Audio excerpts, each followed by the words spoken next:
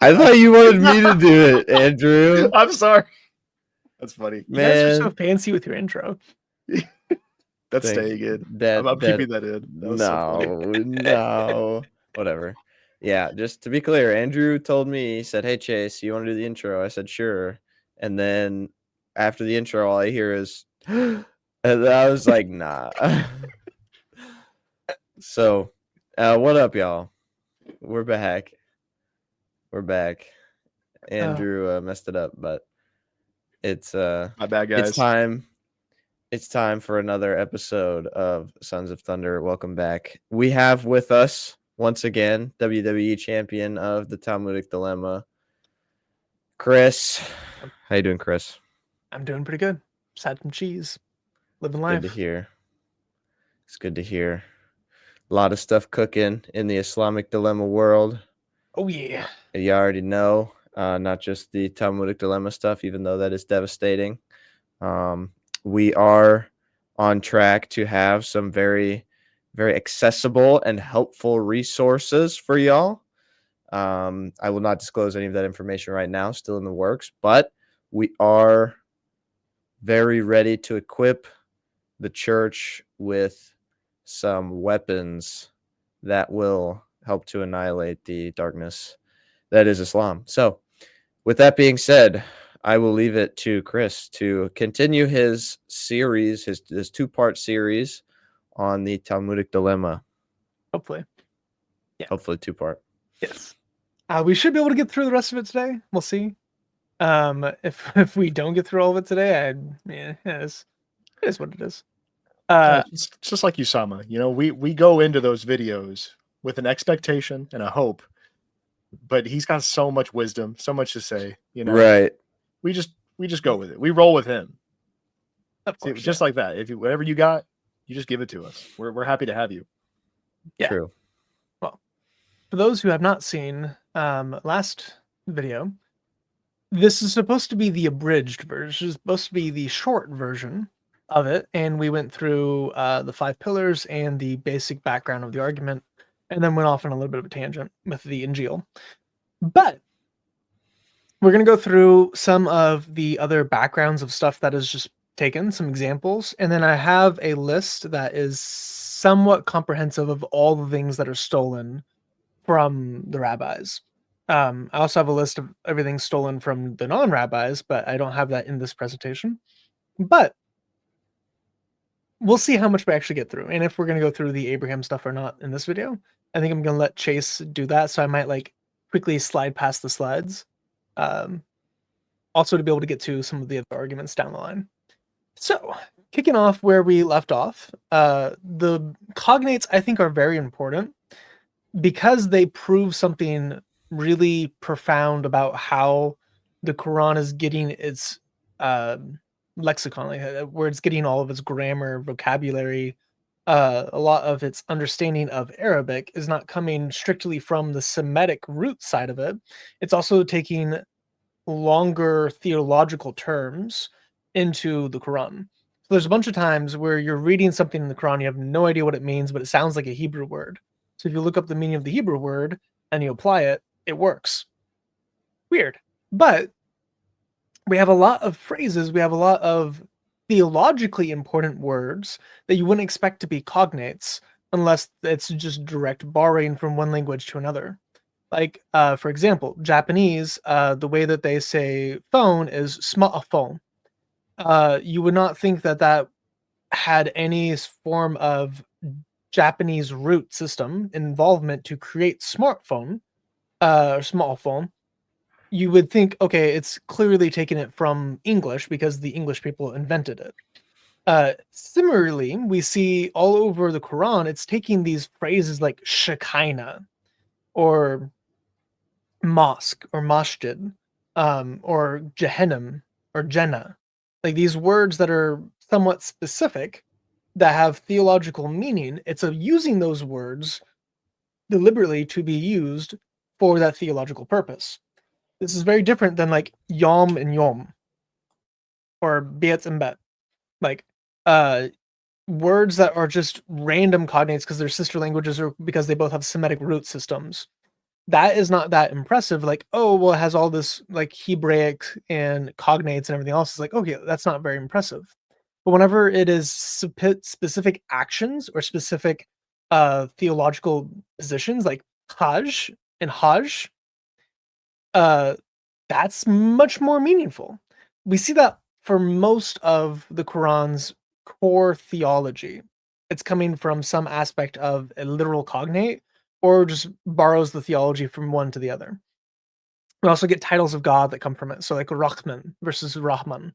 So like Ar-Rahman, the like Allah's biggest title in the Quran, is coming from Rahman, which means the merciful, the bestower of mercy. And it's used as a title by the Yemeni Jews, and it's somewhat used as a title in the Talmud, in the Talmudic material. So the Jews that Muhammad would have been interacting with explicitly, they are using Ar-Rahman as a title for God. So we're seeing, and then we also have like the 13 attributes of mercy, and there's lots of things with mercy that's similar between Islam and Rabbinic Judaism. But we see these roots being deeply important to the Quran. So it's not just that it's like surface level stuff that's copied, it's copied from the rabbis, but it's not using the biblical use of it. Some of these words, some of these phrases are developments by the rabbis that were not a part of the original Bible. So these are not biblical cognates that are being applied, or if it is a biblical cognate, a lot of the times they have different meaning because the rabbis change the definition of words. You see that a lot with how they define like ages of people. Like a nara is very different from the rabbi's point of view or the biblical point of view. Women that are called certain things, like Alma, you don't get the same standard as you do in the rabbinic halakha, like legal code. So we have cognates being one of the primary drivers of the connections between the rabbis and Muhammad and the Quran. This needs to be a very, very deep study. I've only done a very surface level version of it yet, but everything I've done and everything I've studied in this section has revealed just an extensive amount of copying between the two. So, moving on. One of them is shirk. So, what's the worst sin you can do in Islam?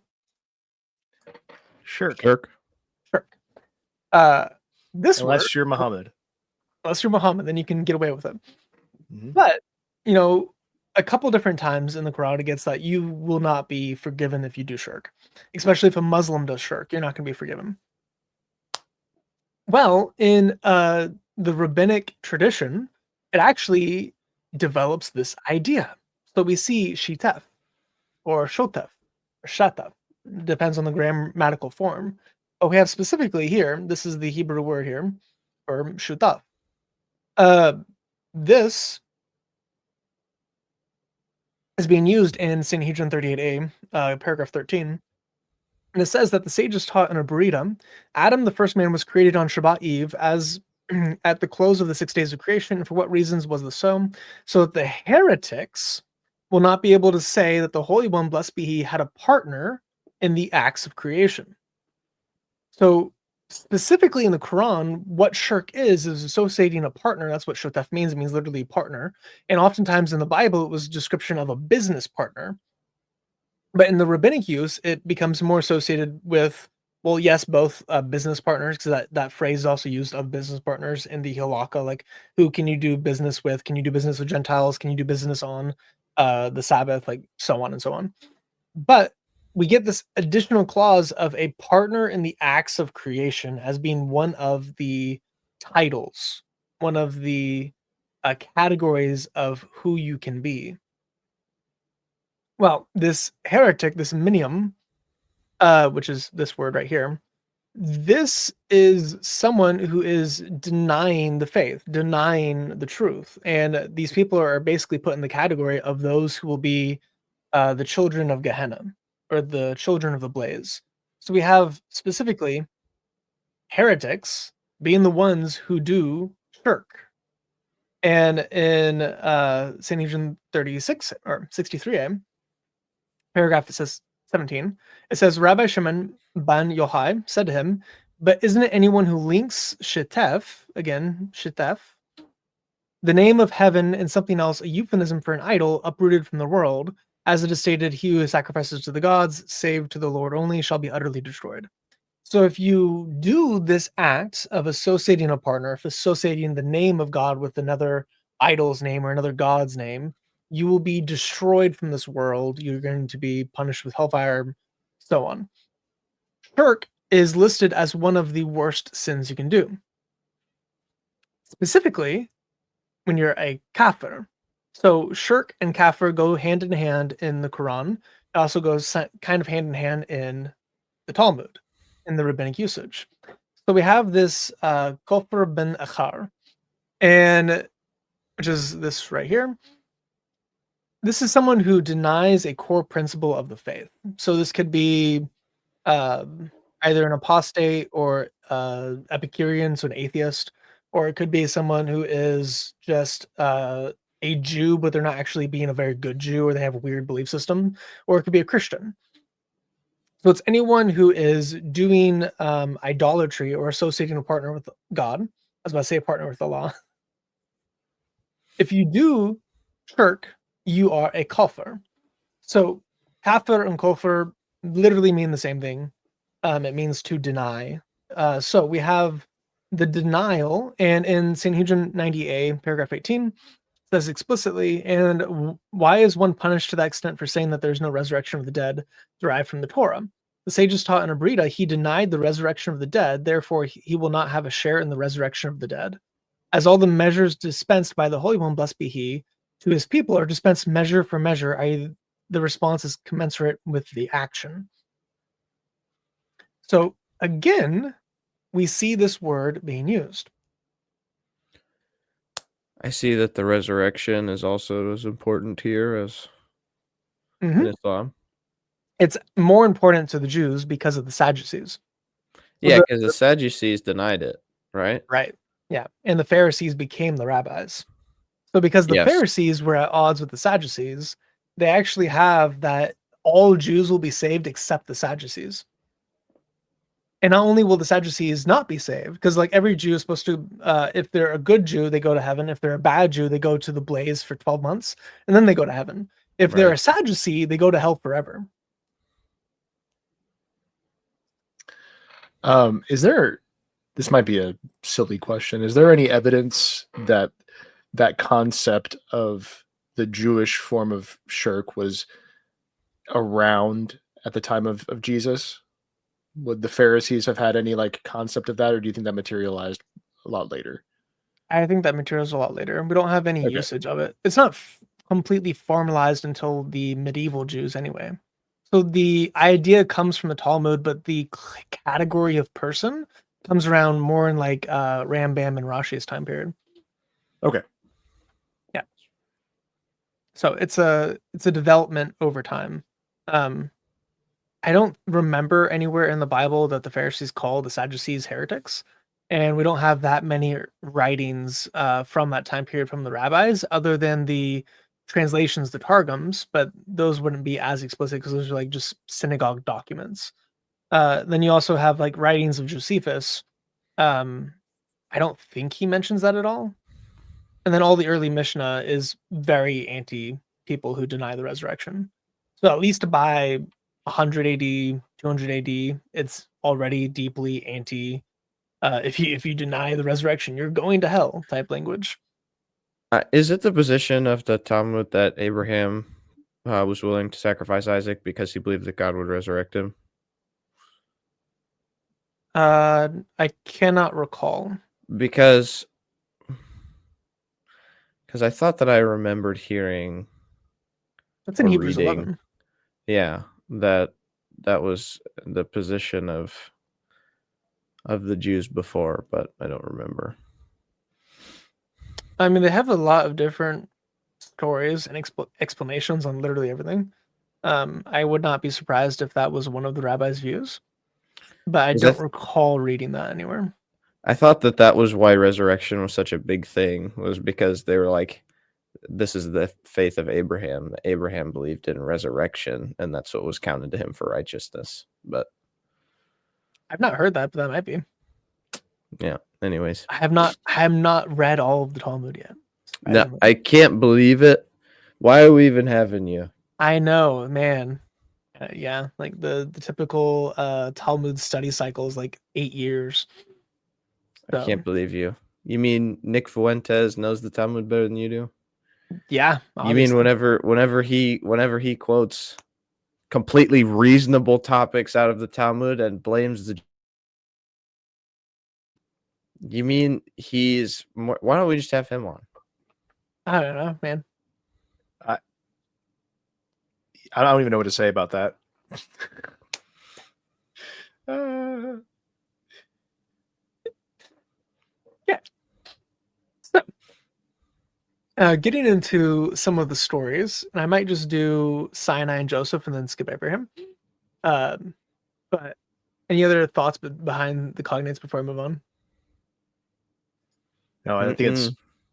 it's wild that there are that. I mean, I know that I'd heard before that Arabic took roots from Aramaic, but it's pretty interesting how deeply connected some of those things are.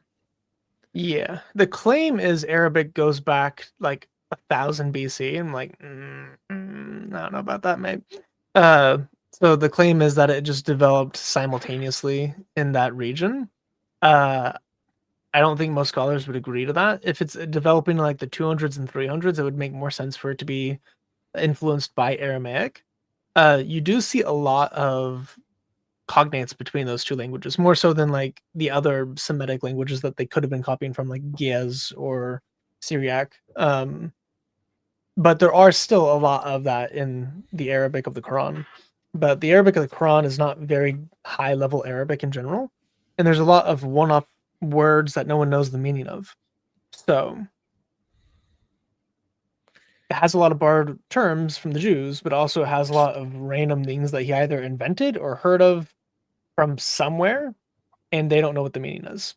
So he may have done a little bit of a Shakespeare of inventing some language of the Arabic, basically by being stupid. But Perfectly clear.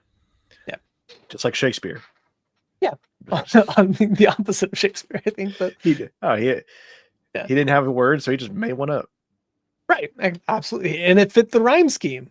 I think we're There onto you, something here. I think there you go.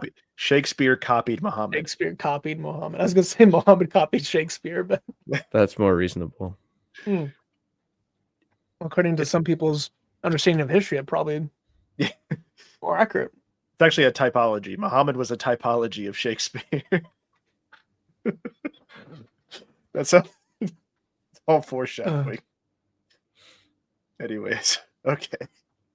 Yeah. So, mountain above Sinai. Not mountain above Sinai. Mountain above Israel at Sinai. Sinai above mountain. Sinai above Israel. Can you tell we're recording at 10? I haven't slept in 3 days. So,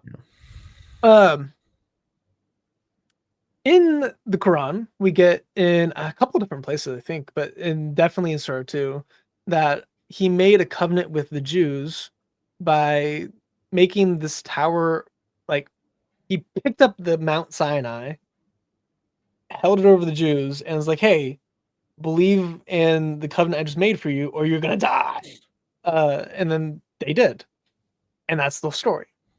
And it has very few details. It doesn't really have much of it. It's just like, hey, hold fast what you have given and remember that it was Allah who did it and you're good.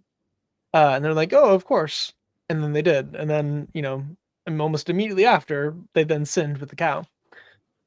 So why Allah didn't pick up the mountain and crush them when all over the Quran it says that, oh, these people group did shirk. I killed them for it. Over and over and over again. Why were the people of Ad destroyed whenever they rejected Hud? Why were the people of Thamud destroyed whenever they rejected Selah? Why were the Jews not destroyed whenever they did literally the golden calf incident?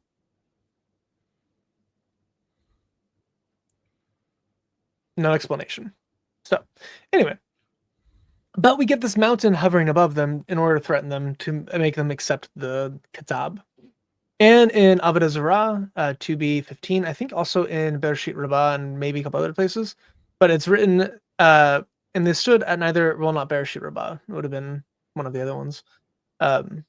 would have been Exodus, but and Rav Demi Bar Hama says, these verses teach that the Holy One, blessed be He, overturned the mountain, Mount Sinai, above the Jews like a basin, and He said to them, if you accept the Torah, excellent. If you do not, there under the mountain will be your burial. This idea comes up a handful of times in the rabbinic sources. So we get a mountain literally being picked up and held over the Jews and then threatened to drop on them.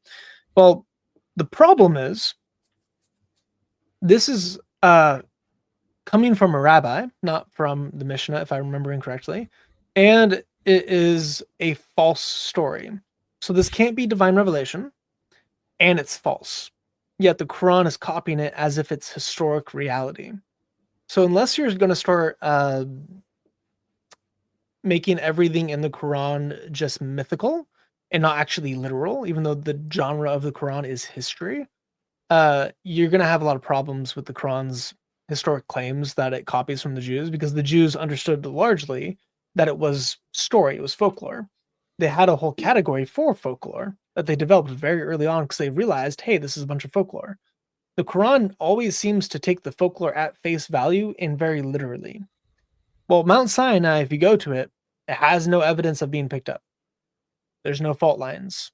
There's no craters. There's no geology that you could see to show that this mountain was literally picked up. So unless Allah hid all of that, because He's a great deceiver, this is a false claim. Even without it being rabbinic, this is still a false claim that we have no physical evidence of, because there's only one of two mountains that's likely to be Mount Sinai. Neither of them have this. So, false claim in the Quran, stolen from Jews. You know, this is just a side. I'm surprised. I've at this point we've not heard any Muslim argue the idea about Allah is the best deceiver. Like, great cop out on the Islamic dilemma. Just say, oh, you're just deceived. Allah is just deceiving you. He's the greatest deceiver. It's like, that's the only solution. Yeah. Oh, okay. I was thinking about it. I'm like, you know what? Technically, they could try and cop that out and just say, it's just Allah is deceiving you. You That's can't the even only truly answer. read the Quran, because it's the words in your Quran. It's not that they're just not there, because Allah is deceiving you. Anyways. Yeah. You have to posit that Allah is evil in order to get out of the Islamic dilemma. But are you willing to serve an evil God? Yeah. What an Islamophobe, Andrew. God, I did it again. I'm so sorry. Can't believe you. Oh, it's no longer Islamophobia month, man. Now you're just doing it for sport. Oh, we're out. For the love of the game. Oh, For the love of the game. I'm not an Islamophobe. I swear. I want to see. I just want to see Muslims come to Jesus. Amen. Oh, I'm not an Islamophobe. I'm completely aware of why I'm afraid of Islam. That's crazy. It's not irrational. It is not an irrational feeler. I also just read in I think chapter 19 of the Quran, either chapter 18 or chapter 19, a verse that completely contradicts the idea that Allah is the one who decides if someone wills to be a Muslim or not. And then it says, oh, well, now the individual could will to be a Muslim. It's like, well, there's been 5 different verses before this one that says that otherwise. But there's way more than that. Yeah. That's one of the categories in our. So we're working on translation. We have a bunch of categories for each ayah. One of the categories is literally just Allah controls what you do, because there's like dozens, maybe even over 100 ayah on just Allah wills, Allah doesn't will, Allah guides, Allah doesn't guide, Allah misguides, because there's also claims like that. Like Allah is 100% like the whole notion of qadar, of determinism, perfect, exhaustive divine determinism is the standard Islamic position throughout history. You cannot choose to be a Muslim. Allah makes you a Muslim. So I don't choose to go to the hellfire. Allah made me go to the hellfire. I had no say in the matter. I don't have free will. Islam does not teach free will. Despite what Muslims claim and think. But Rabbinic Judaism does. Yeah, kind of. I'm going to get Jews angry at me for that. But You're responding to me. Yeah. Yeah. So So- it mostly doesn't, or it doesn't. there are statements that you can definitely take as exhaustive divine determinism. So there's statements, and I have this in one of the full, and I have it in the full presentation, but not in this slide deck. You do have statements like from before this person was formed in the womb, in his book was written what his occupation would be, what his hair color would be, who he would get married to, how many kids he would have, when he would die. So like we have all of our life events recorded before we're born. That is one of the rabbinic ideas. You also have the idea of the sperm drop, like, oh, what will be made of the sperm drop? It says, oh, well, that one's going to be like a carpenter.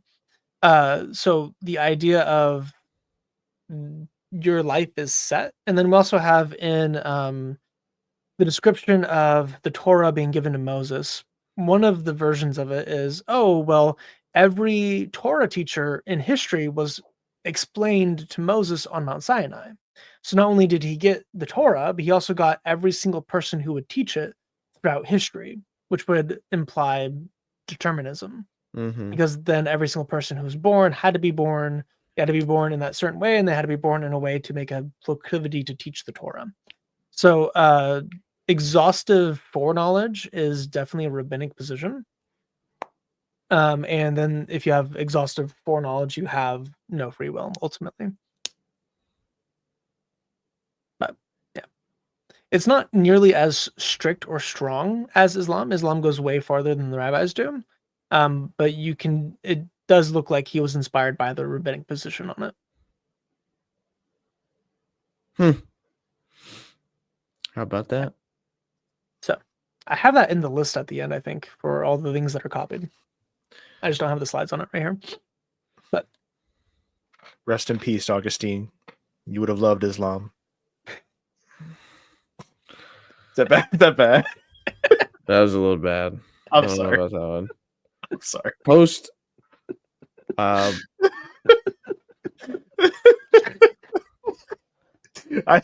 trying to keep us all awake. You know, there's gotta be older Augustine would have liked that. The anti-Jew one, yeah. I'm just kidding. Dude, to all of our don't Calvinist even. The whole anti-Semitic early church makes me mad. Yes, it does. It should. Yeah, I'm not a massive fan of Augustine myself. I think he kind of botched some of the theology, but Yeah, no, we aren't either. Thank you, Augustine, for succubuses and original sin. That's not original really biblical. sin. No, Yeah. not super helpful. In reading the church history by Eusebius, they are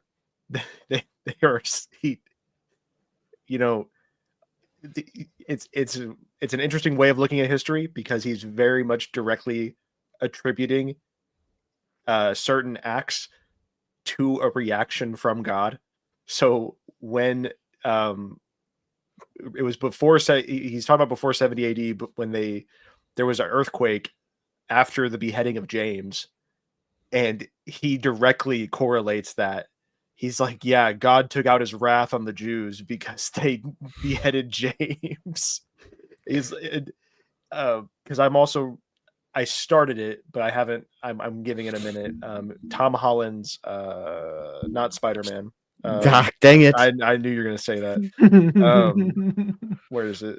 Hold on, it's in my Audible. In the Shadow of the Sword. He talks about how like it's hard going off of Eusebius's book because he doesn't do an objective look at history. It is subjective because he makes claims that he knows God's actions. Like he knows God did this in a reaction to this. But reading that, it does feel incredibly anti-Semitic. They were very convinced that the Jews had been, essentially rejected by God because of what they did to Jesus, and very prominent. Yeah, the kingdom of God was a very influential and unfortunate book to have been written. Yeah. Oh, anywho. Anyway, Sorry to sidetrack us, guys. I'm sure everyone's read the slides by now, so I might not read the slides here. But we have Joseph being sold by the Midianites, not by his brothers. Now, there is debate, even among non-Orthodox, even among non-rabbinic Jews, there is debate on whether or not it was his brothers who sold him or the Midianites. I tend to lead more towards the Midianites, but it goes back and forth. It's very unclear in the Hebrew which one did it. So we do get the kind of the lesser viewed position of, oh, well, the Midianites are the ones who are actually selling Joseph in the Quran, and we get it in the Bereshit Rabbah in the Midrash that it is explicitly the Midianites that are selling him here. So you might be getting that from the rabbi specifically. I doubt he even read the Bible, to be honest. So I doubt he could weigh in on the debate whether or not it was the brothers or the Midianites. So he just took the rabbinic position that he had available to him, and he quotes a lot of Bereshit Rabbah, especially Bereshit Rabbah 84. So he quotes a lot of this section of this midrash. So I think he just had this understanding. I do think he had some aspect or some access to Bereshit Rabbah. So we also get in this section beyond just the him being sold stuff. We have Witzman in the Syriac Milieu of the Quran. So he has a very lengthy book. This is a very good book. If you want to see all of the Christian influences on the Quran, his work is wonderful. But we have that the sons brought the bloody tunic to their father, and he didn't actually know what was happening. So he says, I do not know what I'm seeing. Not because he was not recognizing the tunic brought before him, but because he knew in his heart that he wasn't dead. So in the biblical account, Jacob was fooled and he thought his son was dead. In the Midrashic account, Jacob was not fooled. He was told by the Holy Spirit that he was alive and that he is being devoured by Potiphar's wife, which is its own little thing. So rather than being devoured by a beast, he's devoured by a beast. So different connotation. But we also get later on in the section that when Jacob was with him, he would weep and leave him. He would go bathe, anoint himself with oil. Why did he not reveal it to him? He said, the Holy One must be, he did not reveal it to him. Will I reveal it to him? Or and I will reveal it to him in a question mark. So we have the understanding from the Midrashic material that he knew his son was alive, which is important because in the Quranic material, he knew his son was alive. So there is both the parallel of him being sold by the Midianites. There's also a parallel of him knowing that his son wasn't actually killed, that it was a trick, that God himself revealed it to him, that it was a trick, and he didn't trust that that was happening, and then he just pretended, but he wasn't actually fooled by it. So the whole interaction of Joseph being sold is very rabbinic in the Quran. We also get Joseph's beauty, which again is continuing from Bereshit Rabbah. So a lot of the content on Joseph, most of Surah 2 is just, or Surah 12 is coming from Bereshit Rabbah. So we have one source. Now there's also other sources in the Midrash and in the Talmud about his beauty. How there's women looking through bars trying to get a peek of him, poking their head outdoors to try to see him walking down the road because they just want to check out that man meat. So we have Pharaoh, the official Pharaoh, specifically Potiphar, coming and purchasing Joseph only for intercourse. So Potiphar wanted in on the action too. Potiphar wanted some of that man meat, and the Holy One castrated him. And it's not just the testicles, it's the whole shebang. So he made him a female in order to keep him from having intercourse with Joseph, according to the rabbis. So this is analogous to a she-bear that was killing its master's children. He said, break its teeth. So it teaches that Potiphar purchased him only for intercourse, and the Holy One, blessed be he, castrated him. And then a lot of stuff happens between 86 and 87.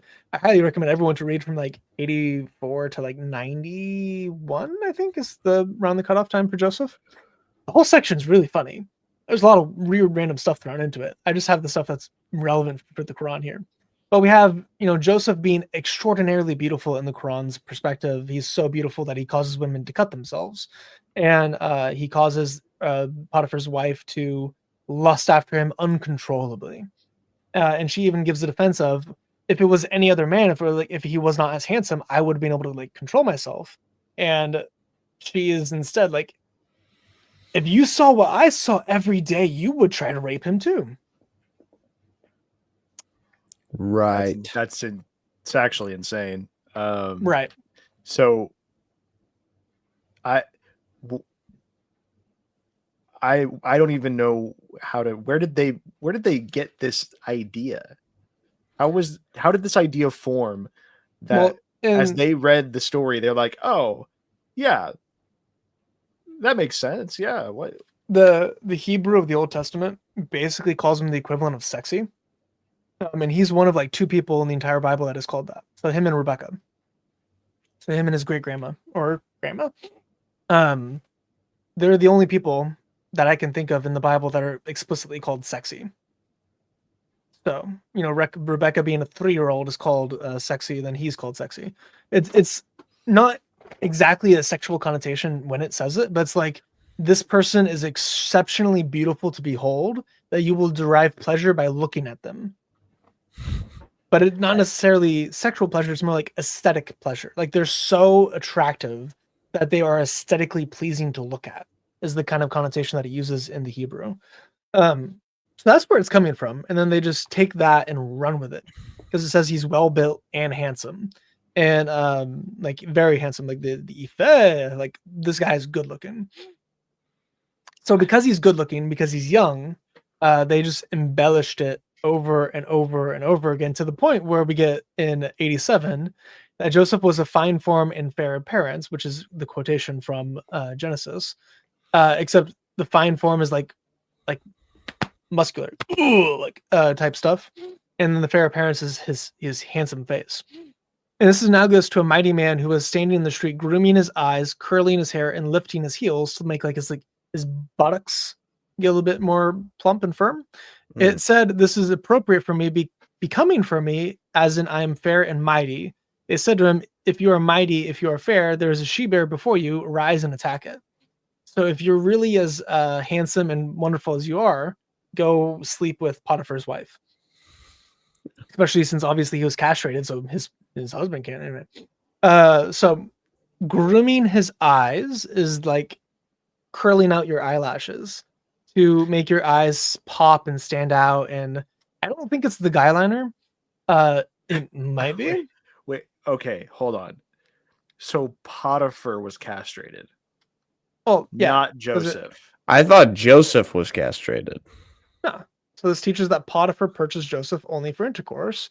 So the Holy One must be castrated. This teaches that Potiphar purchased him only for intercourse, and the Holy One must be castrated him. Okay. So it wasn't Joseph that was castrated. It was Potiphar. I read that wrong. I thought that. Okay. I thought that. I mean, it was a little. To be fair, it is a little ambiguous. Well, it's this is analogous to a she-bear that was killing its master's children. He said, "Break its teeth." Right. Yes, I understand now. Yeah. The one who's devouring is the one whose teeth was broken. He was trying to devour Joseph, and his teeth was broken. Yeah. Right. Okay. Because I was curious, man. I was like, Yahweh just straight off. Joseph was not that effeminate, especially because he later has children. So I was gonna say, man. Yeah. What an interesting thing for the rabbis to be contemplating. This is one of the least interesting things for the rabbis. You have no idea. Somebody really thought this through piece by piece and said, you know what? This tracks. Well, you don't know, buddy. Oh, I'm sure. I'm in for a wild ride. Mohammad has how can I word this delicately? An obsession with Moses and his figure and his body. So we have the hadith in Sahih Bukhari 34:4, where he's chasing the rock naked with a stick, beating it so that he can show that his genitals are the best of creation. So we have Muhammad explicitly saying that Moses' genitals are the best Allah ever created. And we also have in a different hadith that he describes the patriarch's complexion. Guess what complexion he applied to Moses? White. No, better. Oh, better? He described him as a man of al-Zut. Black. Not black. Right. He black? Dark-skinned. I thought he hated black people. I mean, the men of al-Zut. He I mean, apparently had a great time with them. he did. But he enjoyed their genitalia so much that he compared their genitalia to the greatest Allah ever created. Well, strong. Hey, you know what? No, nothing. Nothing's wrong. Nothing's wrong at all. This is nothing. We could Muhammad, keep. He tend to like talking about the men of the prophets and their bodies. We get similar things with the rabbis, but not nearly as homoerotic as Muhammad gets. So they're interesting in the fact that they are focusing in on his beauty, but they're using his beauty to understand and contextualize and expand upon all the stuff with Potiphar's wife. So in another occasion with Potiphar's wife, in one of the shorter midrashes in Talmud, so we get our sages inform us that on one occasion Potiphar's wife assembled a number of Egyptian women so that they might see how very handsome Joseph was, because before this, to give some context, they were making fun of her in the streets. They were mocking her for trying to sleep with him. So they're saying, "Oh, she's a hussy. She's doing bad things. She's just trying to get with this boy." But before she summoned Joseph, she gave each of them an ithrong, which is a citrus fruit, and a knife. When they saw Joseph's handsome countenance, they cut their hands. She said to them, "If this can happen to you who see him only once, how much more so does it happen to me who must look at him constantly?" Each day she strove to entice him with words, but he suppressed his evil inclination, which indicates that he was actually tempted to have intercourse with her, because the evil inclination is our temptations. It's the sin nature. I cannot believe how that is almost exactly what is in the next one you're about to read. Because I read that the other day. I read Surah 12 the other day, so I already knew this story. And as soon as you were telling me, like, I was reading it as you were, I was like, "That's crazy. This is almost identical to what you're about to read." Nearly word for word. Yeah, that's wild. And with women in the city, said the ruler's wife is asking an evil deed or her slave boy. Indeed, he has smitten her to the heart with love. We see that she is clearly mistaken, and when she heard about their sly talk, she sent to them and prepared a cushioned couch for them and gave every one of them a knife and said, "Come out to them." And when they saw him, they praised him and cut their hands, exclaiming, "Allah is blameless. This is not a human being. This is nothing other than some gracious angel." So he's so handsome in the Quran that now he's a gracious angel. She said, "This is he because of whom you blamed me. I asked an evil act of him, but he abstained. But if he does not do my bidding, indeed he will be in prison. Indeed, he will be among those who are brought low." Now, I don't actually have it here, but guess what Ibn Kathir says why the women cut their hands? Why? Because they had a citrus fruit in their hand, and he was too beautiful when he walked in that they accidentally cut through the fruit into their hands, and they didn't notice because he was too beautiful. So Ibn Kathir has the exact same context, the exact same explanation as the rabbis. So not only is it the Quran taking it, it's the tafsir. You'll find that with a lot of the tafsir. A lot of it. There's some stories that we have the Quran, a hadith explaining the Quran, and the tafsir explaining the hadith, all identical to the rabbinic position. Alhamdulillah. So, yeah. Obviously stolen. We also have entering through different gates. This is another one that is so specific and so random and so contradictory to the Bible that you cannot get past this very easily. So, why does the verse state there was grain? Rather, do not read it as there was grain, but rather there was hope. As he foresaw that this hope was in Egypt. What was that? It was Joseph. Jacob said to his sons, "Why do you make yourselves conspicuous?" Jacob said to his sons, "You are mighty, you are handsome. Do not enter through one gate, and do not stand in one place, so that the evil eye will not have dominion over you." This idea of an evil eye is also pretty Islamic. Behold, I have heard that there is grain in Egypt. Go down there. What is go down? He foresaw that they would descend and be enslaved in Egypt. Another matter, go down there. Has anyone who purchases grain from the marketplace descend is written in his regard, yada yada. When Jacob's sons came, each and every one entered through his own gate, and they wrote their names. We are sincere. However, this is not what. So they get caught, and then he are brought to Joseph, and then Joseph's like, "Okay, why did you do this?" And they're like, "Oh, well, we are sincere. However, this is what our father commanded us to do. Do not enter through one gate." And then it goes on and on. So in the story, in the full context, I cut down like several paragraphs. In the story, he's like, okay, Joseph knows that they're going to be coming back, so he tells all the guards at the guard stations, if you see any of these names, because he knows his brother's names, stop them, arrest them, and bring them to me. So the way that they are caught in the Midrash, to explain how they're caught from the Bible perspective, is that Joseph told all the guards through their entering, hey, these are the names of the people I want you to look out for. And whenever he noticed that there was that name at all of the guard stations, he was like, oh, that's conspicuous. And he got them and he grabbed them from the marketplace. So then he's like, why did you do that? Were you trying to trick me? And then this was their thing, like, oh no, our father commanded us to do it. Well, in Surah 12, in the same surah as earlier, and he said, oh, my sons, do not go in by one gate, but go in by different gates. I cannot help you in any way against Allah. Indeed, the decision rests with him, with Allah alone. In him do I put my trust, and in him let all the trusting put their trust. So why does the surah have this specific thing? There's no context behind it of do not go in by one gate, but go in by different gates. Well, if I remember correctly, in Ibn Kathir, we also get the same context of, oh, these men are handsome and men of renown. They would have been conspicuous, so they went in by different gates. So again, in another section of the surah, we have, I believe, Ibn Kathir. If it's not Kathir, it's Jalalain.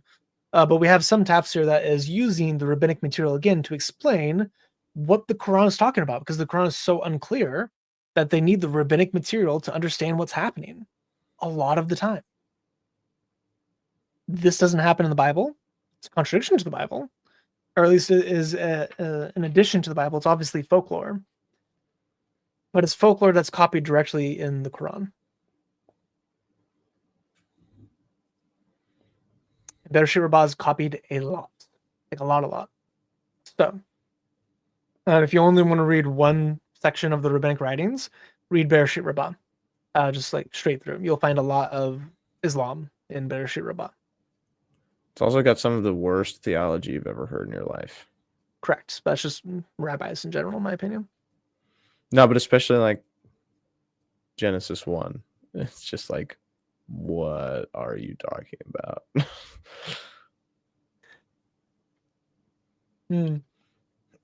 Some of it's useful though for like the divine Messiah arguments, to see that the Messiah is like special and created before creation, and his name is pre-eternal, and there's some interesting stuff in it. Abraham smashing idols, not going to go through. That's me. Looking at stars. Get out of there. Yeah. If anyone wants to pause and read it, they're lame when Chase is about to describe it. Yeah, you're lame. Next Tuesday. Yes. This Tuesday, depending on when this video comes out. Whenever this comes out. Yeah. So Yeah. Some Tuesday. Yeah, you know, one of the Tuesdays, check this channel. Chase is going to be, you know, spitting hard facts on Abraham. True that. Destroying Islam. Okay, so random specific things that you wouldn't expect to be in here. So this one I love because they have to resort to Sharia to interpret it. Between, like, this is obviously a contradiction in the Quran with 31 and 46 and Surah 2, because this is also in Surah 2. And Surah 2 and Surah 31, the time of weaning is 2 years. In 46, it's 30 months for bearing and weaning. Well, what is 9 minus, or no, what's 9 plus 24? It would be 20 or 33. Correct. Why is it not 30? Because you're an Islamophobe. So Allah gets his math wrong. But this is either this one. I don't actually know if I would put Sahih. Now I think back, it's probably Hassan because I don't know which one it comes from. I'm more confident that's coming from the Jews, but it could just as easily be coming from the Greeks, because a lot of his biology stuff is coming from the Greeks. So we get that a child may continue to nurse for 24 months. From that point onward, if he continues to nurse, he is like he's nursing a non-kosher animal. So a woman's milk is forbidden to anyone other than a small child. So in the rabbinic worldview, 24 months is kind of the cutoff. If you continue to nurse, you can possibly nurse, according to this rabbi, for 4 or 5 years. But if you stop at any point in time, you have to stop for sure after 24 months. If you do it and then resume, it's as if you are nursing a non-kosher animal. So we get a reinforcement here, even though a rabbi has a dissenting world or a dissenting view on the matter. But the sages taught by the a Burita, and a Burita is the same authority as the Mishnah. So it's the same authority as the Tanaim rabbis. So these are the boys. These guys, like the dudes.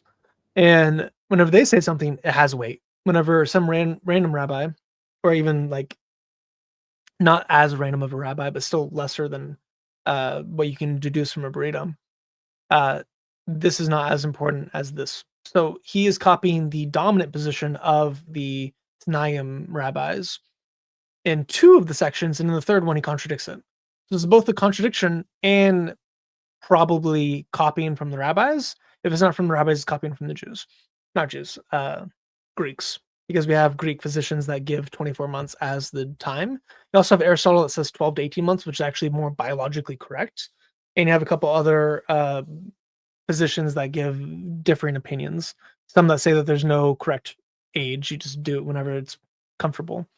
So he's probably stealing from the Jews because he just steals everything from the Jews.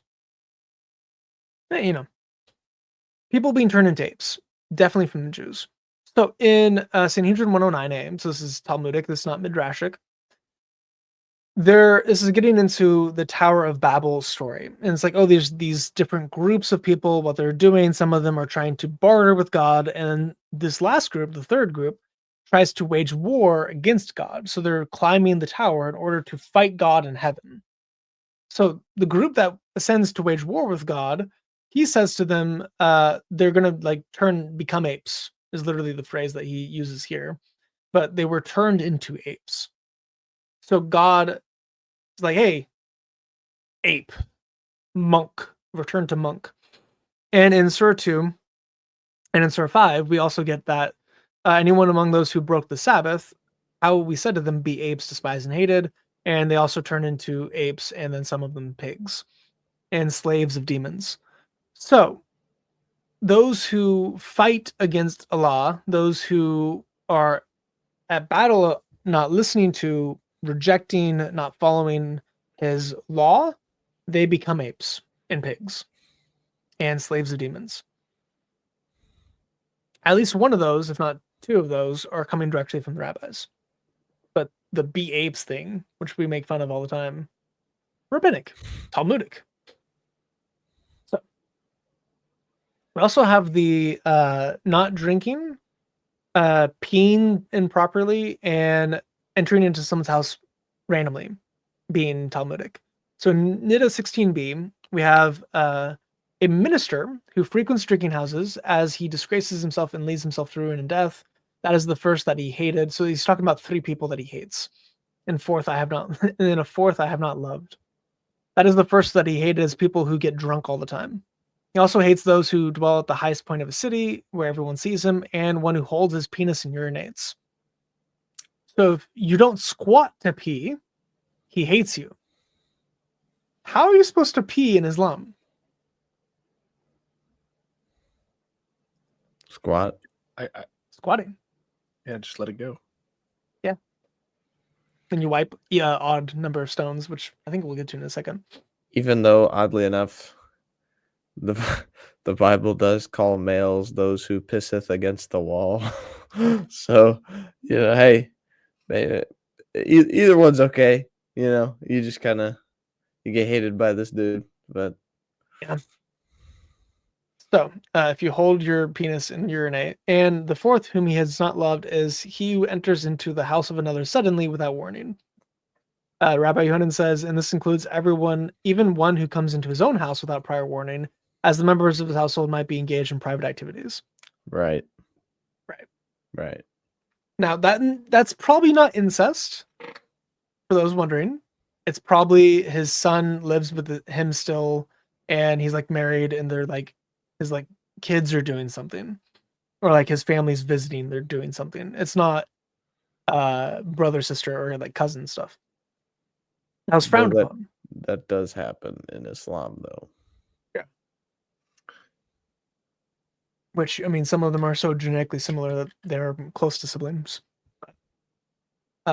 Anyway, not actually incest in the Talmud, but we do get this idea of, hey, you have to knock before you enter, and God hates the ones who don't do it. Well, all over the Quran, we get random little tidbits of if you enter into Allah's, or if you enter into Muhammad's house without permission, Allah will curse you. We get in one of the later surahs too, I think in the 60s, that there's the section on things that you do that make you go to hell. Talking over Muhammad is one of them. Like if you talk louder than him, you go to hell. Which, why is that in the eternal speech of Allah? Who knows? But it is. And we also have anyone who enters into the house of Muhammad abruptly is also those who go to hell. But we get, when you enter houses, greet one another, greeting from God, blessed and good. And ye believe, do not enter the house of the prophet unless leave be given you for a meal, not watching till it is cooked. But when you are invited, then enter, and when you have fed, disperse, not engage in familiar discourse. Verily, that would annoy the prophet, and he would be ashamed for your sake. But God is not ashamed of the truth. So this is Muhammad being shy. He doesn't want to actually tell everyone that he's too shy to have people come into his house. But we do have most of these things being like general prohibitions that Muhammad is copying. So I don't know if he just thought it was a good idea and he was inspired by it, or if he's doing it because the Jews did it. Either way, it's pretty funny. Or if it's just coincidence. Very well could be a coincidence. That's also why I have it as Hassan, not Sahih.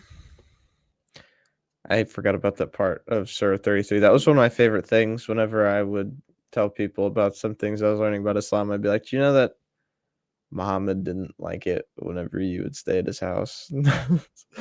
Because it's so funny to me that literally the prophet of God, because this is not him speaking. This is Allah speaking, right? Right. So it's not as though he's just like, hey man, yeah, I prefer if you just, had the curry and then left. But now he's like, yeah, Allah actually told me that if you stay too long, he's going to curse you. So probably get out. Yeah. Yeah, can't be having people get friendly with Muhammad. That's only Not for while he his was trying to have friends sexy time with his wives. and friends. And right. And slaves. Yeah, Diha got lonely. And Dia. Yeah. Yeah. That was it. Anyway. Yeah. He had places to be. People to be with. So Places be and busy man. people to do. Yeah. So with the semen wall. Anyway. So Pescaium 109b through really like 111b or 112a is like the very end of it. The whole section is very demonology and magic heavy, and a lot of it comes directly in the Quran, with Surah 113 being the most explicit and obvious of it. I don't actually have 113 here, but go read 113. It's like 7 ayah. It's all just from Pescaium. Like if you read Pescaium and then read that, you're like, oh yeah, that's a paraphrase of what I just read. So a person should not eat in pairs, i.e., an even number of food items, and he should not drink in pairs of cups, and he should not wipe himself with pairs. He should not attend to his sexual needs in pairs, which is why he had 11 wives. That's just a joke. I don't actually mean that seriously. That's a joke. I make jokes sometimes, and people are like, "Oh, that's not true." I'm like, the concern was that one who uses pairs exposes himself to sorcery or demons, and it goes through, and it's very silly. I love this section. It's kind of silly. We talked about it in our stream. Yeah, we did a 5-hour stream on just this section. Yeah. It was a lot of fun. You should go check it out. Yeah, you should. But the sages are uncertain about what the other matter is, and therefore the sages decreed that all pairs are prohibited due to the other matter. So because these things are prohibited in pairs, and there's something else that I couldn't remember that was dangerous because of demons and witchcraft, you just can't do anything in pairs. And for whatever reason, Allah is like, oh yeah, odd number of stones are used to be for cleaning the private parts, and casting of pebbles at the jamras is to be done by odd numbers, 7. The number of circuits between the Al-Safa and the Al-Mara is also odd, 7. And the number of circuits around the Kaaba is also odd, 7. Whenever any one of you is required to use stones for cleaning the private parts, he should use odd number of stones, 3, 5, or 7. So everything you do Islamically should be odd because Allah hates even numbers. Why does he hate even numbers? Because the Babylonian Jews were superstitious about even numbers. If you keep reading in the passage, though, there's an exception for every even number anyways. So not everyone, just the first 8. But once you get to 14, it's all, who knows? Hands off. Well, once you get to 14, then the witches will come get you, because witches deal in a lot of things. Well, the witches can get you no matter what number you're doing. That's true. Yeah.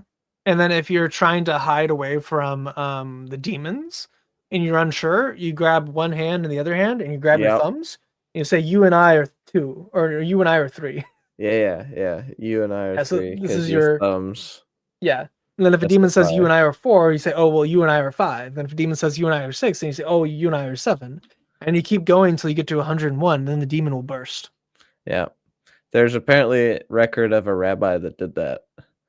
And that rabbi must have sounded like an absolute lunatic to anyone who was around. Can you imagine just chanting that to yourself over and over and over again? You're just at like Subway, and you're like, "We're 3. You and I, you and I are 4. You and I are 5. No, yeah." The guy's just like, "Can I get some salami?" Man, that dude just did a bunch of PCP or something. I don't know what's happening.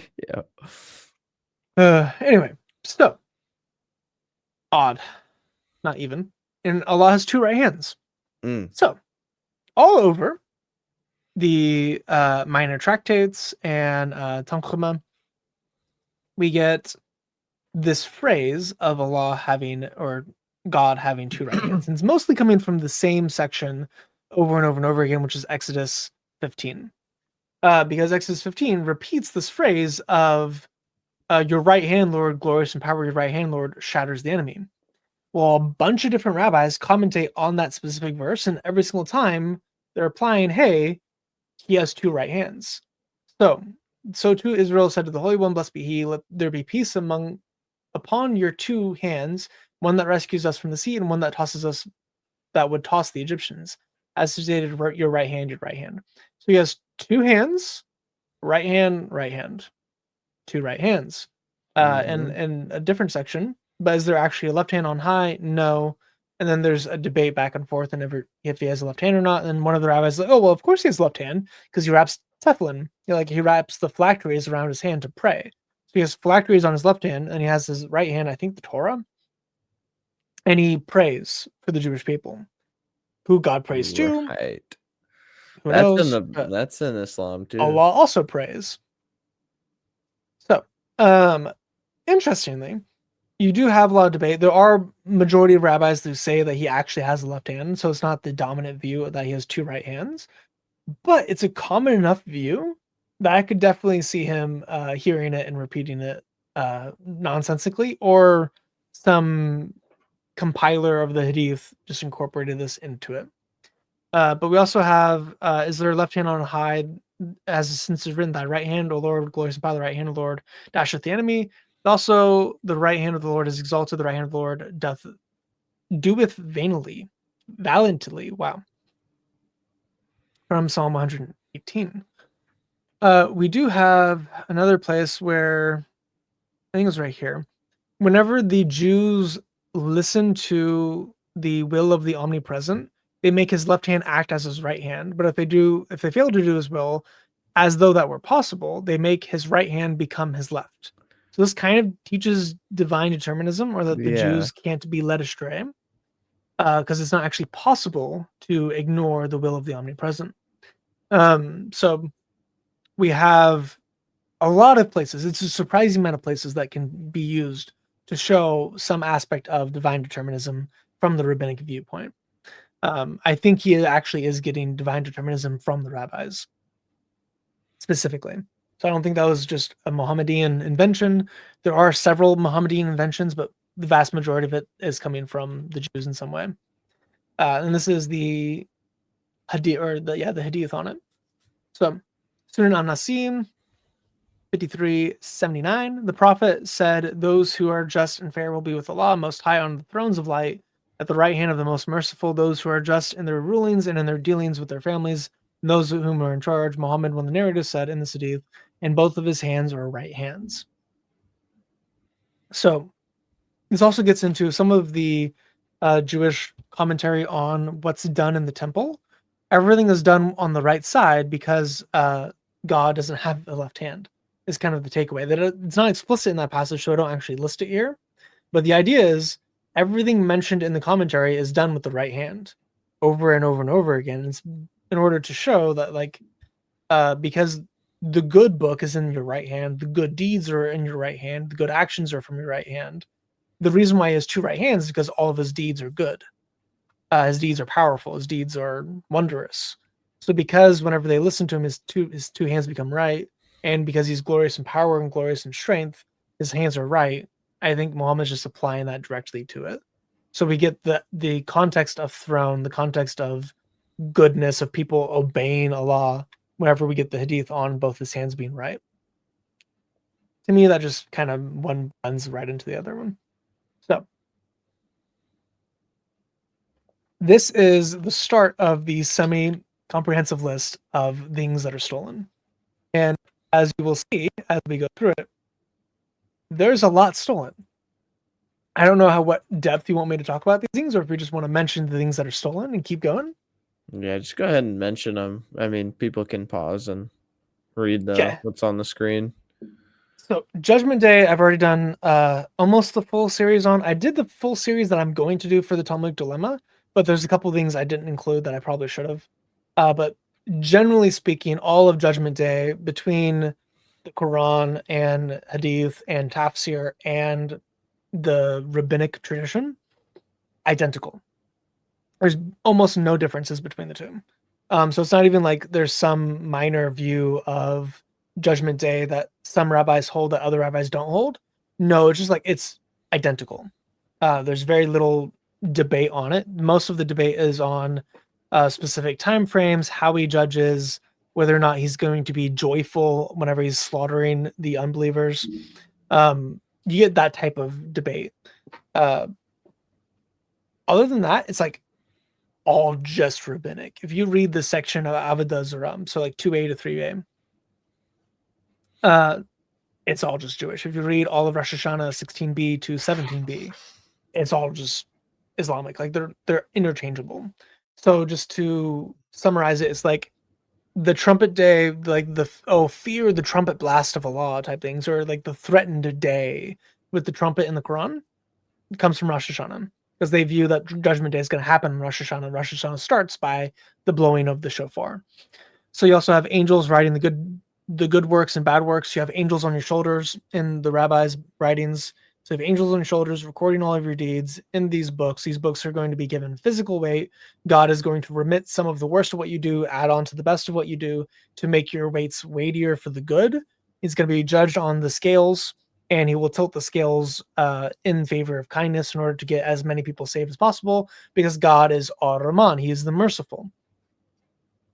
And from that, we have those who study the book and who follow the law, follow the halakha readings of the rabbis. Those guys are going to be saved instantly. They don't have to go through the trial. Their names are immediately sealed for the book of life, and they go into God's presence. Everyone else is going to be judged. So whether you, and then also the wholly evil people are going to be immediately sealed for death and for Gehenna. And then everyone else is going to be judged on the scales. Well, in that process, you have everyone coming before God and coming in different groups. So they're not coming as one big assembly. They're coming as distinct people groups, because every people group was given a Torah to be judged by on the day of judgment. Well, that sounds very familiar. That sounds very familiar. And it's given in their language.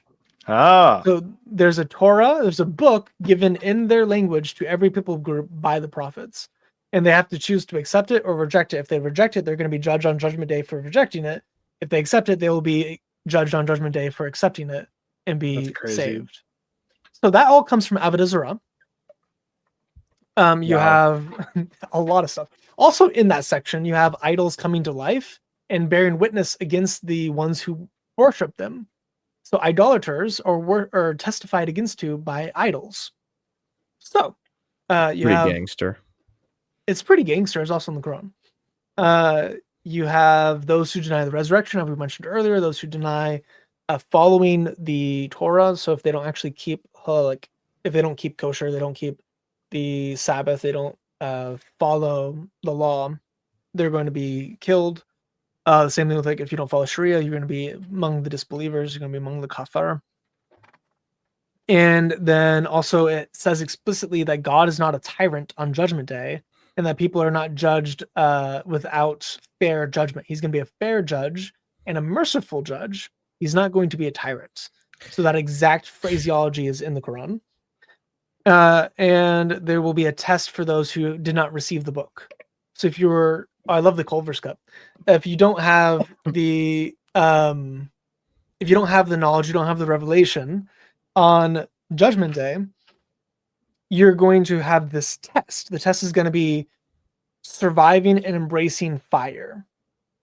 So in the Islamic worldview, it's the fire of Gehenna. In the Jewish worldview, it is the fire of the sun. But he intensifies the heat of the sun to make it feel like you're literally lighting a blaze. That's the Sukkah test. So then you have then you have the black faces.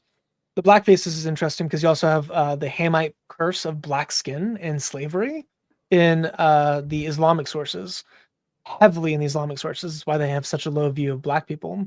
And, also Muhammad owned black African slaves, called them raisin heads, and traded them for white slaves. He traded 2 black slaves for 1 Arab slave because he valued them more as humans. So you have a lot of the racism, a lot of that stuff is coming not necessarily from the Jews, but you could definitely derive it from the Jews. But the black faces on the Day of Judgment in the Rosh Hashanah, it's like your face is sooty from ash. So it's black because you just dumped your face in a bed of coal. Whereas in the Quran, there's no explanation. It just says your face are black. And I had Muslims say oh no, there's an explanation. It's just the fact that your face is darkened because you're sad, you're gloomy, so your face is darkened. It's no, it means black. It's sud, or it literally means black. It doesn't mean darkened. Excuse you, Chris. It is a clear book. Okay, that is over and over again. The Quran tells you it is a clear book. Oh, of course, yes. And it expounds on everything it teaches. Of course. There's nothing ambiguous in the Quran except for the parts that say they're also intentionally ambiguous. Right. Andrew, are you familiar with the Hamite curse? I mean, yeah. Do you know why? Because Ham saw his father naked? No. No. Not in Islam. Not in the Oh. rabbis either. Oh, No. okay. Well, sorry. If you're asking me though from that perspective, no, I don't know that. So so this is one of my favorite stories in the Islamic sources. Essentially what happened is that Noah and his people, anywhere from like 20 to 180 people on the ark, and his children were sailing along, and at one point during the flood, Ham, you know, got it on with either his wife or his mom. It's different to some, according to some Islamic sources, and Noah was like, "Yo, that's not acceptable," and so Allah cursed him with black skin. So, interestingly that you point that out, in Sanhedrin 108b, chapter 15, it says the sages taught 3 violated that directive and engaged in intercourse while in the ark, and all of them were punished for doing so. They are the dog, the raven, and Ham, son of Noah. The dog was punished in that it is bound by a collar, the raven was punished in that it spits, and Ham was inflicted that his skin turned black. That's so crazy. So now you know. That's crazy. Oh my gosh. There are later hadith / tasfir that talk about he was turned black and became a slave because he looked at the genitals of his father. Because a wind opened up his thing, and then he didn't just look at it; he laughed at it. So he Yeah, that's saw what the I'd genitals of heard his that. dad and then laughed. That is in the Islamic sources too. Okay. He.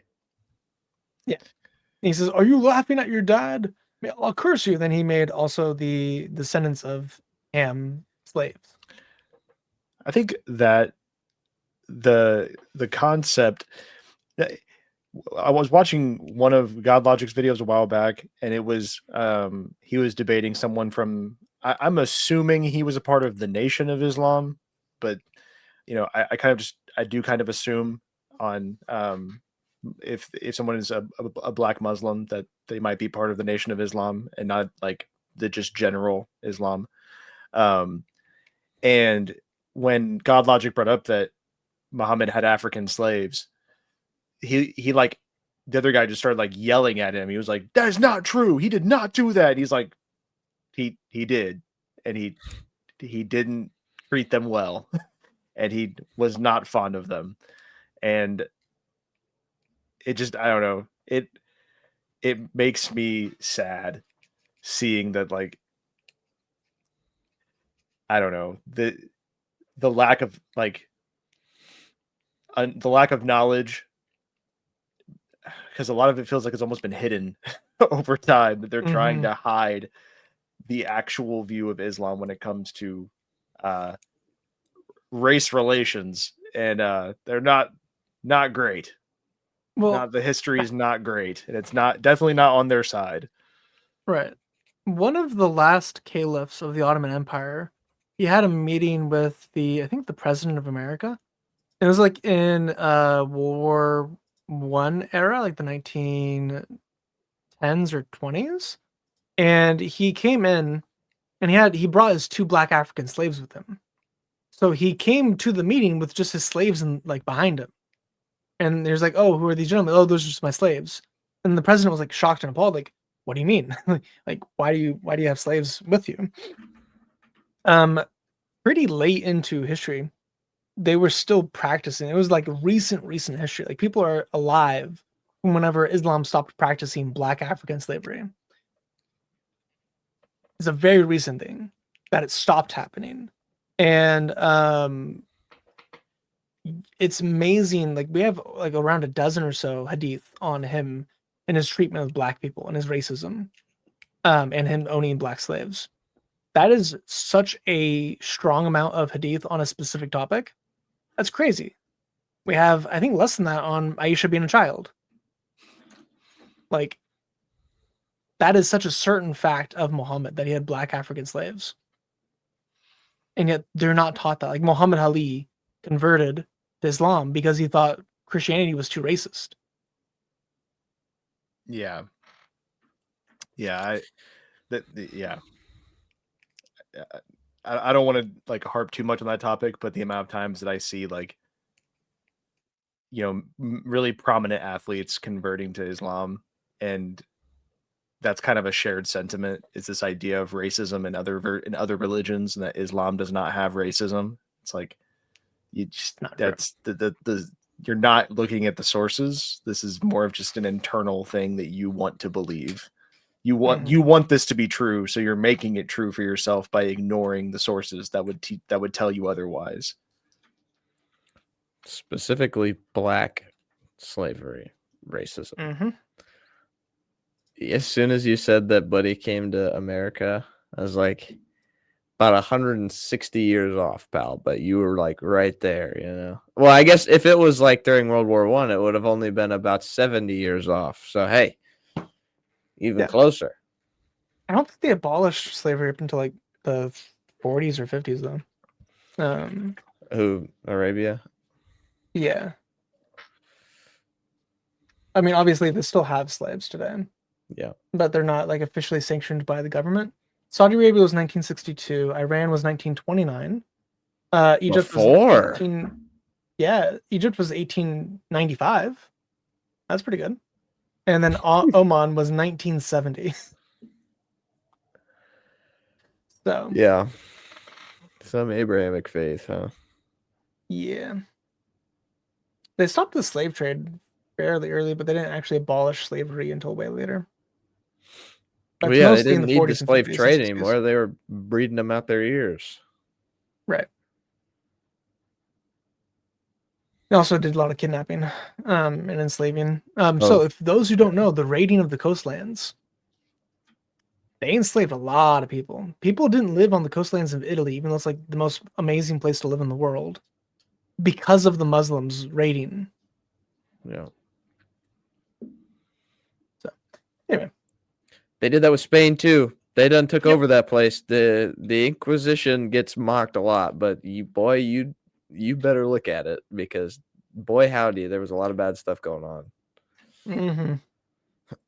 You think the Inquisition was bad? See what the Muslims were doing to people. Exactly. I don't think people understand that. I don't think they understand. Yeah, I don't think they understand. Yep. It's the same people who think that the Crusades had no justification. Right. You know what's odd is that I grew up, and I'm sure you were taught the same thing, Andrew, that there was such a negative light of the Crusades in school. Yeah. Yeah. I was taught that too. And it wasn't like, you know, I always thought too, it's like, oh yeah, war's bad. War's bad. War's bad. War, not always. Not always. But that was not there. Like, there was always this, there was still a decent amount of pro-America. Like, yeah, you know, we got involved in World Wars I and II for a good cause. You know, Civil War was great, but then it was like the Crusades is like, this sucked. Like, I know. At least the first one. I mean, some of them were pretty botched. Well, some of them, yeah, it wasn't. They shouldn't even be called wars, because like one of them is literally they hired a bunch of mercenaries to go conquer. They didn't pay the mercenaries, and then the mercenaries went and just pillaged whoever was closest to them to get money. Yeah. But they called that a crusade. Yep. Not a crusade. And then there was the whole thing with the Eastern and Western churches that did not end up very well, but yeah. I think at least in my education, I remember that the sentiment was more, they overemphasized that this was a war that was rooted in religious understanding. But even that is like, that's just not true. That there was religious aspects to it, but the problem is we're in a time period in history where religious institutions had governance over empires. So it's not like this wasn't, you can't just say, oh, this was two groups going to war because their religions differed. It's like, no, these were two global superpowers that were run by religions, and they went to war over land masses. That's because there was specific, like, this was about the Holy Land, and it started from one group's particular aggressive tactics to take over certain land masses. Mm-hmm. Boiling it down simply to pillaging. saying this is a religious war. It's like that's really oversimplifying the issue. Yeah, one side was going around pillaging and raping the countryside, and the other group was like, "Hey, maybe we should protect our women and children." Yeah, because up till that point, that was kind of their like the whole. It wasn't the church, but it was considered to be Christian land, essentially. Not Yeah. just because of the fact that like the Jews got run out by the Romans there for a little while, but also because that's where Jesus was, and people wanted to be connected to that. And especially the church back then, because they're very physical. Like they wanted to be able to see things, Yeah. and yeah. So they're very concerned about that.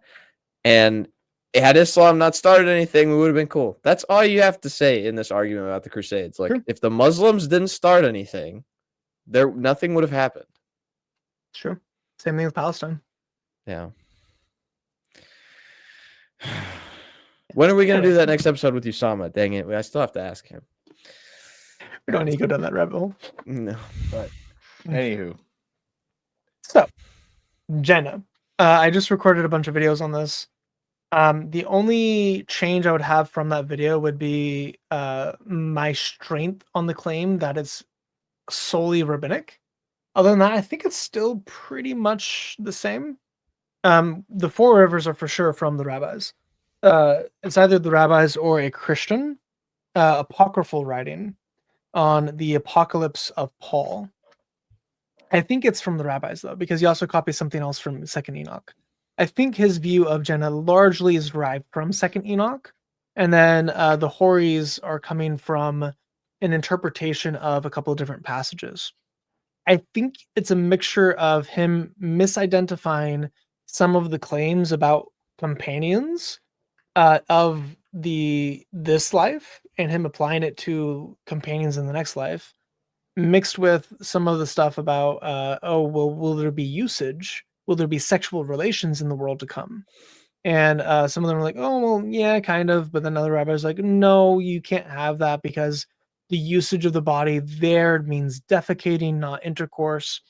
So there's like debate on it. But if he's hearing it from just a single rabbi whose view was, oh yeah, there's going to be intercourse in the garden, I think you could get that case. Or if he's just reading it from like Bereshit Rabbah, which has intercourse in the garden between Adam and Eve, I think he could be getting the idea of, oh yes, there's intercourse in the Garden of Eden from the stories, because there's like 10 different stories about intercourse in the Garden of Eden, including one where Adam has sex with all the animals that exist. Hopefully all the female animals, but it doesn't actually say that. It just says that Adam had intercourse with every animal and he didn't find any suitable. So Yeah. God made Eve and then he found that suitable. It's funny So, because he had to go through all of them and be like, yeah, that's not for me. yeah, he had to clap some monkey cheeks. Yeah. They have a very low view of Adam. They do not like Adam. So, of course, Adam practicing bestiality is not that unheard of for the rabbis. Something just He's broke something. Wait. So, where does that come from again? The Adam slept with all the animals? I think it's Bereshit Rabbah, but I can pull that up real quick. So that's something out of the Talmud?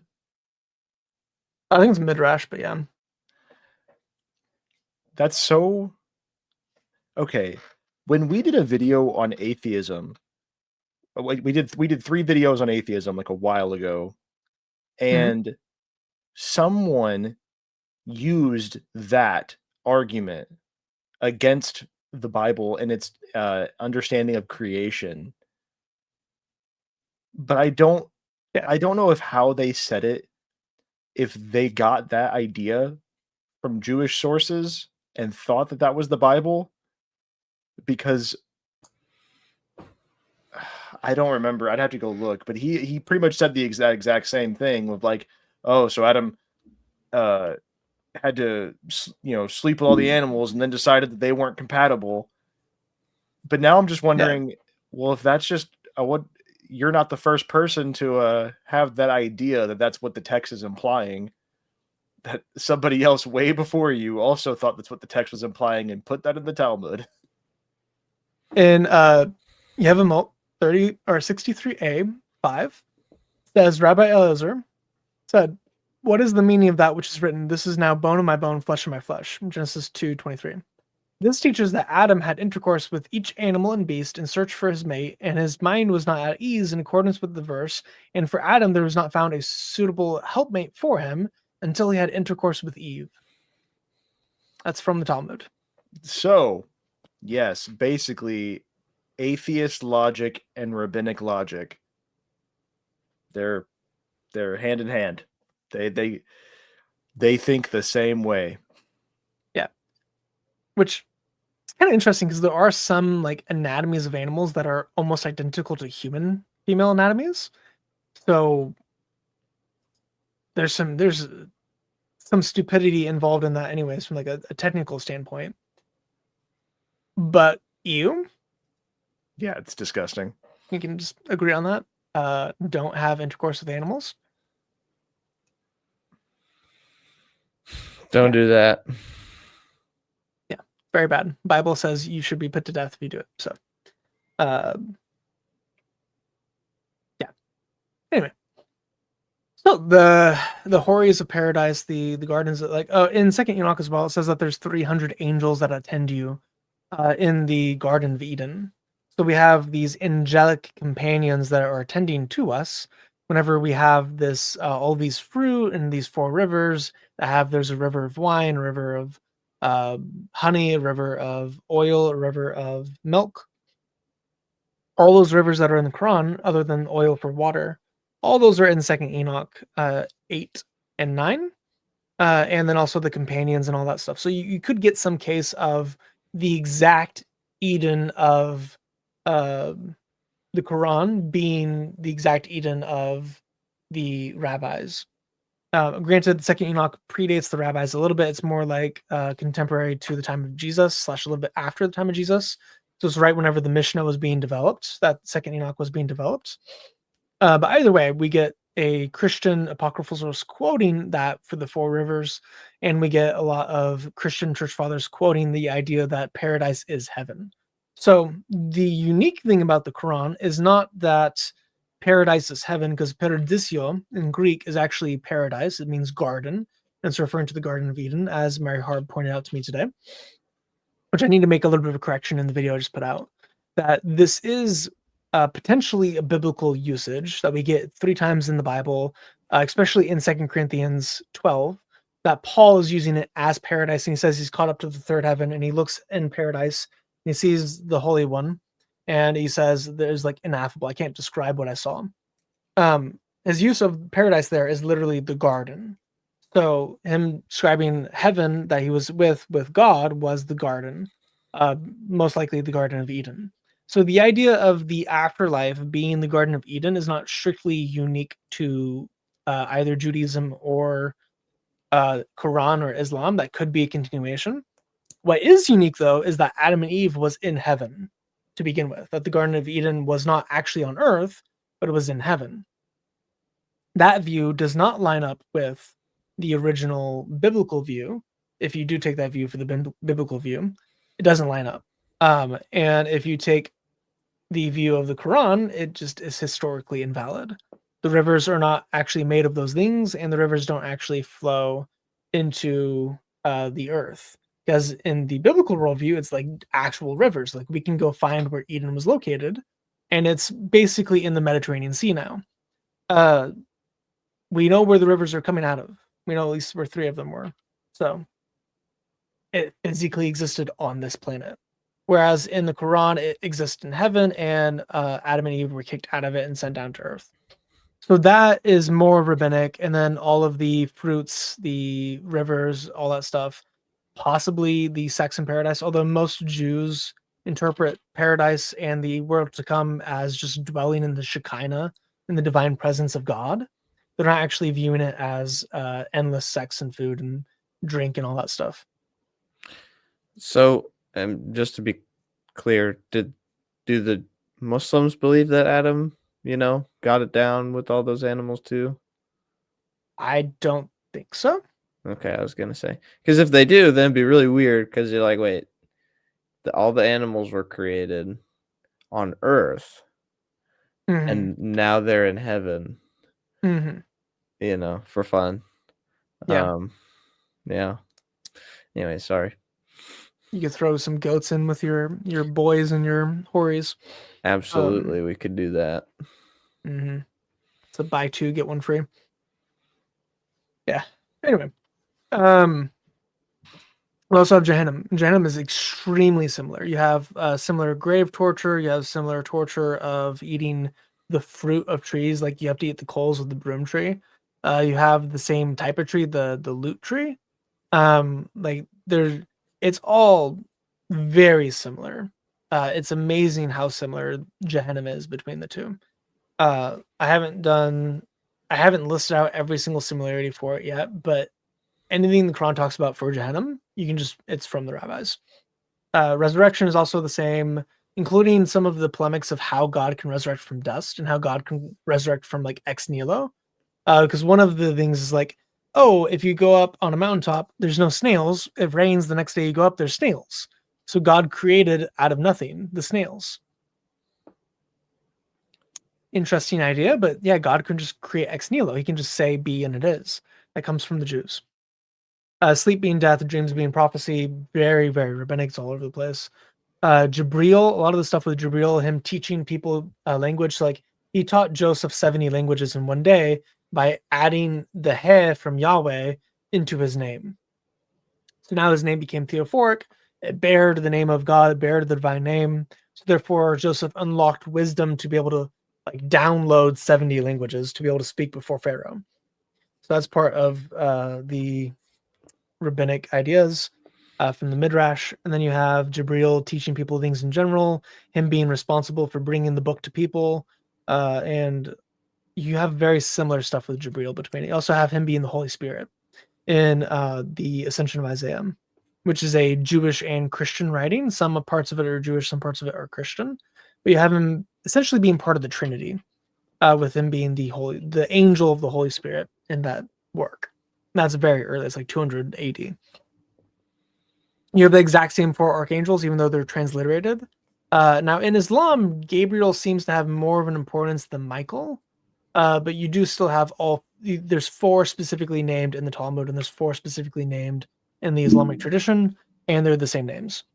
So you have the jinns and demons being very similar.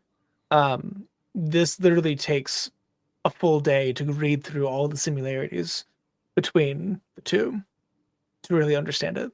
We did a 5-hour stream on just one of these. Actually, no, that's not fair. We did a 5-hour stream on all of it, but it was like 2.5 hours with just this section. Of just that.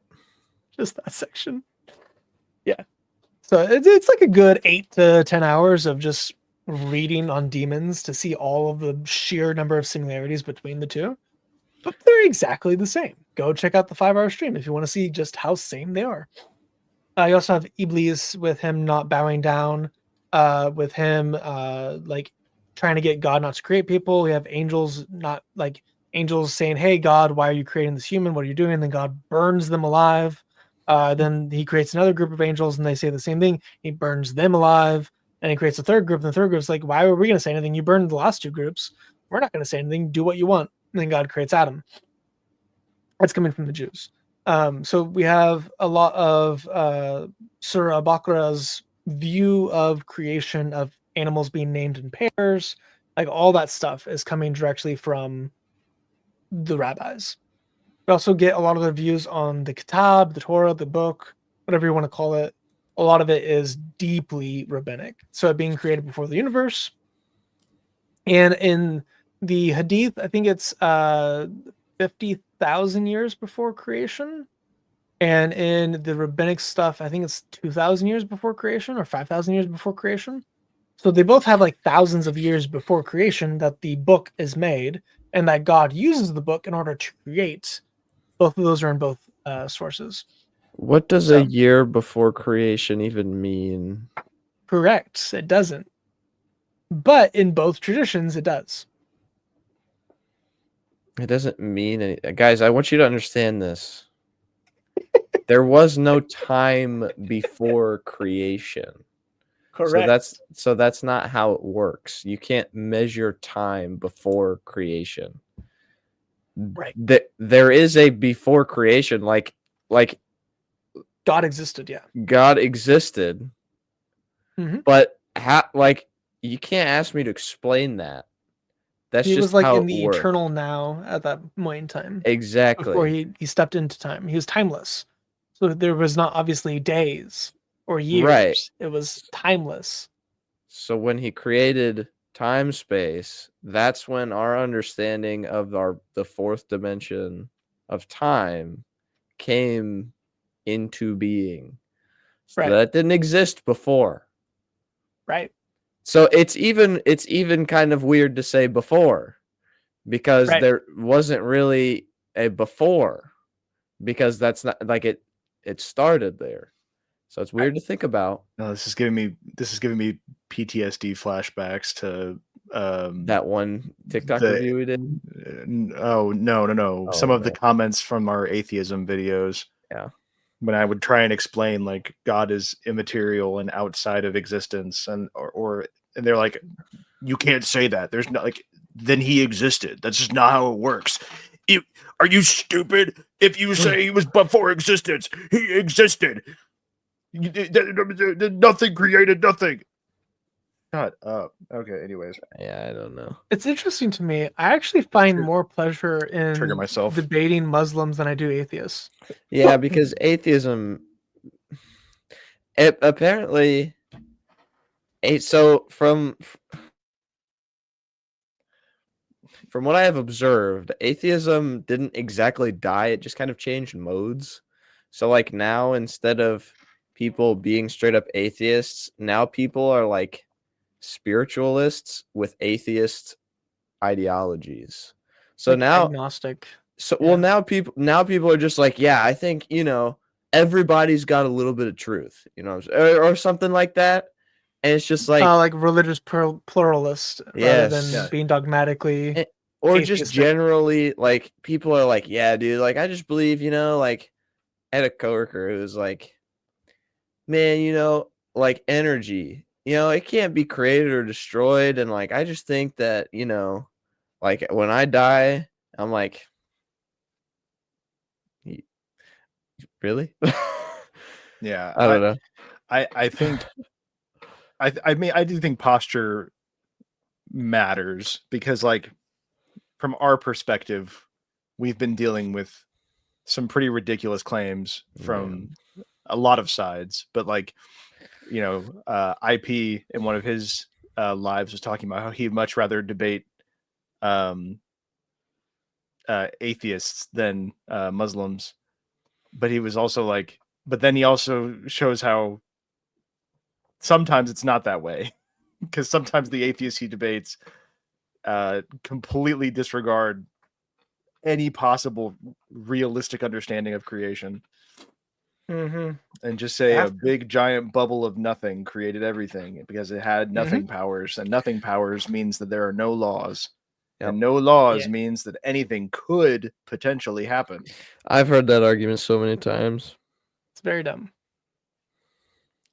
The chances of everything coming into existence from nothing are extremely low, but they're They're not zero. zero.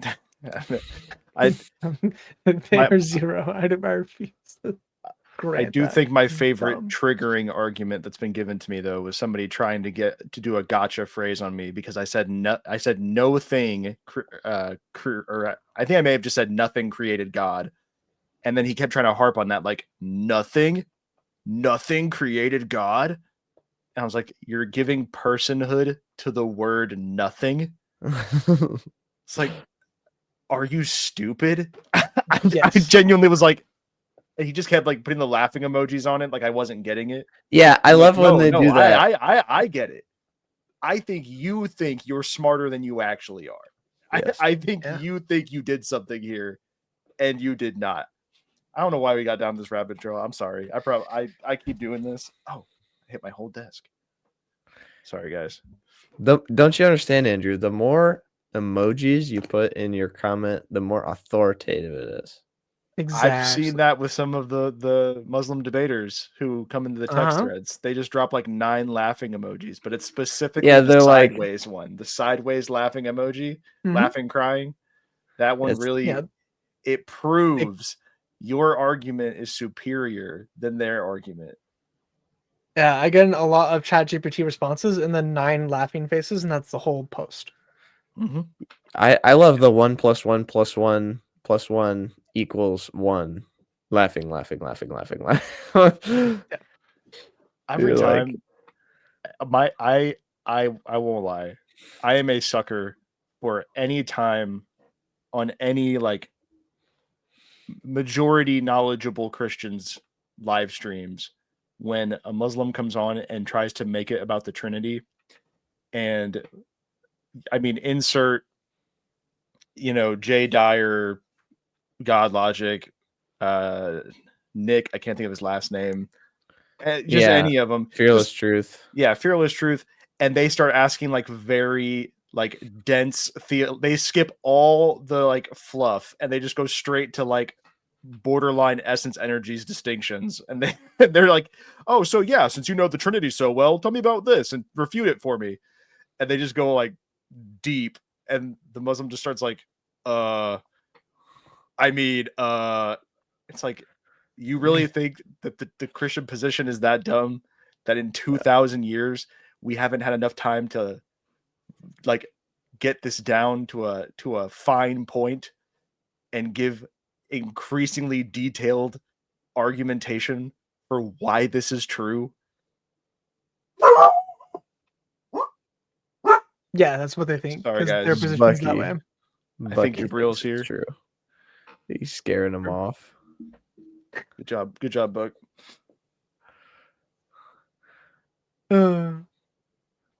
We are almost at 2 hours. So if you're all good. If you want to finish up, I don't comparisons on the stolen stuff, but yeah. I think we've talked about a lot of this already, so I might just continue on. Sure. People have already read it, and they can go back and read it if they haven't read it. So the sperm drop stuff is also stolen. Abrogation is stolen. So there's this phrase in the Talmud that the abrogation of the Torah is the foundation of it. So we have, and you go through the abrogation in the Jewish Encyclopedia. They have a lot of information on it there, and it's all very Islamic sounding, where the rabbis kind of gave themselves the authority to make any alterations to the Torah that they wanted, and they did. So they viewed that they just had that. Shirk, Kafir, we went over. Kaaba seems to be pretty rabbinic. It's more debatable than a lot of the other stuff with Abraham, but I think you can make a decent case, like maybe a Hassan case on it. The heretics is very, you have death for apostasy laws in the rabbinic stuff. If an entire city leaves the faith, you have to go in and slaughter them with a sword. That's the halakhic reading for it. So, death for apostasy, death for inciting away from the faith, that type of stuff is rabbinic. You have the divine council language and the angels around the throne singing, all that stuff is rabbinic, and the God not getting weary from creating. So you also have all the stories that are just straight copies. All the Adam stuff is just a straight copy, including him being super tall and like his head stretching into the clouds. Because in the Deeth, we get that he's 80 feet tall, and that it just is what it is in the rabbinic position. So we also have him being one person with Eve, even though this is a contradiction with some of the other sections. Because the other sections, he, had intercourse with all the animals, then he came out, and then he part of it. But in this midrash in Bereshit Rabbah, we have that he is one soul with Eve, so he was male and female, and then God split them apart and made them into 2 separate humans. So they were at once at Eve, and then they were split into Adam and Eve. And that was also in the Quran. So that exact idea is in the Quran, that they were one soul that God splits into 2. The naming animals, they're being made in pairs. That comes up a lot in the Quran. That is all Jewish. And then all the stuff with the Iblis and the angels, it's all Jewish. And then the Cain and Abel story with the raven burying the dead, Jewish. It's debatable, but it's Jewish. And then the preaching of Noah, the black skin, as we mentioned earlier, and then the flood waters boiling. That's a big one because it comes up a lot in the Quran that the ovens burst.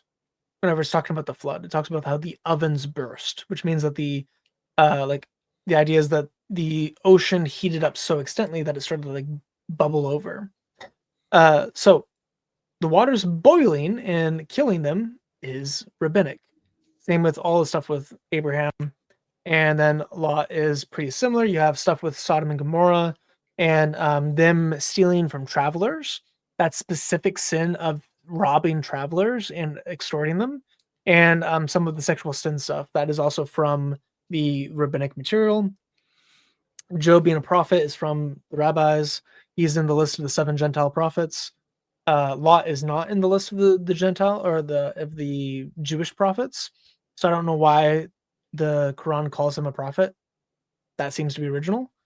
We have Jacob, and we went over that, and Joseph, we went over that, and then Moses, a lot of stuff on Moses, including the fact that he would not sucky at the boobie of the Egyptian woman. He didn't want to suckle the Egyptians because their milk was tainted. So he would only suck from the Jewish midwife, which is why it was given back to his mom. That's how they explain it. And that is also in the Quran and Right. I think the Hadith. So he's not suckled by the Egyptians. The tablets are carrying themselves, the whole cow narrative, Atsamari, all of that, very rabbinic. David and Solomon, David learning how to make advanced stuff from God. And then all the stuff in Solomon. Chase did a stream on a lot of it. I think maybe all the stuff I have listed here. Mm-hmm. Good stream. Did that with Adam. I hopped on for a little bit in that stream. All rabbinic. Korah's wealth is also rabbinic. So we also have their beliefs.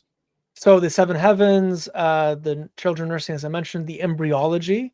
So the development from the clot or then into bones and extending flesh, and then all that is all coming from the Jews. And it's also coming from the Greeks. So you have a lot of Galen's writings incorporated into that. The layers of the womb you could get from either. The 2 right hands, God hating the wasteful, seems to be Jewish. They actually have a theologic term, like they have a halakha ruling for those who are wasteful. And that's interesting because all over the Quran, we get God hates those who waste food, and God hates those who waste their abilities, talents, wealth, whatever. And he hates those who take on the wealth and food, and like if you steal from others, he hates that. Well, that would make Allah hate Ramadan and hate Muslims because most Muslims are extraordinarily wasteful during Ramadan. So much so that's kind of embarrassing. They consume, I think, like 13 to 15% of the whole year's food during Ramadan, and a lot of it goes to waste. So a normal month should only have like 8% consumption. So it's like double an average month during the fasting month. But I'm going to make a video on that during Ramadan next year. And then Isa being Jesus is either from the Syriacs or from the Jews. I had a discussion with Mary on this. I'm still unconvinced that it comes from the Syriac, but it could come from the Syriac Isa. There is a scholarly work on it that I have not read yet. So I'm skeptically still standing on my position that it comes from Esau, which comes from the Edomites, which the Christians are called in the Talmud. So the sons of Edom, the sons of Esau, or what the Christians are called, which would make Jesus Esau. Well, a lot. I mean, it's not very often in the Talmud, but the Christians are called Natsuri in the Talmud as well. So that would be, in my opinion, where Muhammad got the whole idea of the Christians being Nasara or from Nazareth. Yeah. So you also have the spirit of the Messiah. So in Bereshit Rabbah 8:1, it talks about how the messianic spirit was hovering over the waters at creation. So in Genesis 1:2, the spirit there is the Messiah. according to that midrash. So you can get a divine Messiah from the Jewish writings, even though Jews don't like debating that topic. But No. yeah, the Lot tree as well is in both by name. You also have, I didn't include it here, I kind of forgot. You also have the hoopoe bird included by name. So the hoopoe bird being important and present. Don't wipe yourself with even fresh water, salt water mixing, and the plural usage of names. So a lot of that stuff, very, very rabbinic. Shahada, we went over the last time. So the 5 pillars of Islam. You also have the peeing and pooping practices. You have to do ablution at certain times. You can't be within 4 feet of poop or 4 cubits of poop whenever you're praying. You have to dress a certain way. Women have to be modest. They have to like have headscarves and cover themselves in certain ways from head to toe. Now it's not exactly a burqa, but it's not that it's not that different. It's more like some form of hijab mixed with a tunic. But they had modesty laws. They have halal food practices. They have kosher keeping, but it's a little bit more strict in the rabbinic system where you can't even eat meat and dairy together. So they take the biblical version and make it way more strict and way more extreme. You have temporary marriage, kind of. That's more of a Hassan or Daif view. But you do have 2 rabbis from the Babylonians who would go around and be like, hey, yo, who wants me tonight? Whenever they go into a new city. So they would do essentially what they do for like Hajj wives, where they're going to the Hajj and they have a wife for the journey. It comes from the Jews. You have Ramadan, which is very similar to Tishri and a lot of the practices, the high holy month of fasting and all that kind of stuff. You have similar parallels there. You also have parallels with Lent from the Christian system. Not revealing the sins of brothers is surprisingly rabbinic. You're not supposed to reveal who did what, where, why. To not cause corruption in the land, to not entice other people to do the sin. So it's similar reasoning in Islam and Judaism of why you're not supposed to be doing it. The masjid is literally the word for synagogue by the rabbis. So Muslims are worshiping in synagogues, which is fun. Sex practices are the same. You can't have menstrual or oral or anal intercourse. And the number of witnesses is doubled, but it's still essentially it's from 2 to 4. And the role model for mankind is also coming from it is Torah and I must read it passages of the dude hiding under the bed while his master has sex with his wife. And he's like, starts dirty talking his wife, and he's like, I cannot believe you're saying this, master. And he's like, wait, are you under my bed? Get out from there. That's inappropriate. And he's like, but master, it's Torah, and I must learn. Then he also does the same with peeping on him while he's pooping. So like he peeps on him while he's going to the bathroom to figure out how he's pooping. And then there's actually generations of students and teachers doing it. So there's actually an Isnad chain of peeping on your rabbi in order to witness how he poops, in order to learn, because everything is Torah. So because everything is Torah, what your rabbis are doing has spiritual significance. So what Mohammad is doing has spiritual significance. Whatever Mohammad does is the gold standard. Well, whatever your rabbi does is the gold standard. Anyway, you also have all of these sources outside of the rabbinic system that is also stolen from the Quran. There's also more than this, but this is just like a general list of things that are stolen. I also have the Bayesian argument. I don't know if you want me to try to go through it. Probably not tonight. No, it's like, yeah, it's almost midnight. We can save that for. I don't even know if this really. I don't know if this really requires a part 3. It's not like a ton of stuff. I have 13, but also don't have the arguments for Muslims yet. So it's not a ton of stuff. What we could do is I could give a too long didn't read version of it. Try to bang it out in 5 minutes. You have the floor. Yeah. So the idea is we can do a Bayesian approach to understand if Allah is the author or if Muhammad is the author. Idea A is Allah is the author of the Quran. Idea B is Muhammad is the author of the Quran. Allah is a sock puppet. It's all fake. So can we test this? Can we prove it? The answer to that is essentially yes. If God wrote something, what should it look like? What would we expect?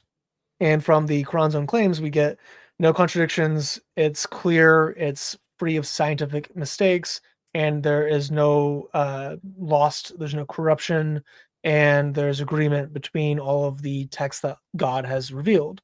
Now, if it's from humans, what would you expect? So you would expect textual corruption from people just having scribal errors or manuscripts being lost to time. You would expect contradictions because people don't have very good memories and they don't remember what they wrote like 10 minutes ago versus what they wrote 10 years ago. And you would expect that there's copying and reshaping of folklore because they can't tell truth from fiction.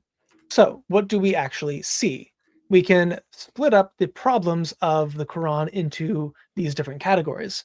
There's contradictions of the Quran, there's historical errors, there's science and cosmology errors, there's textual errors and missing bits, corruption of the manuscripts themselves.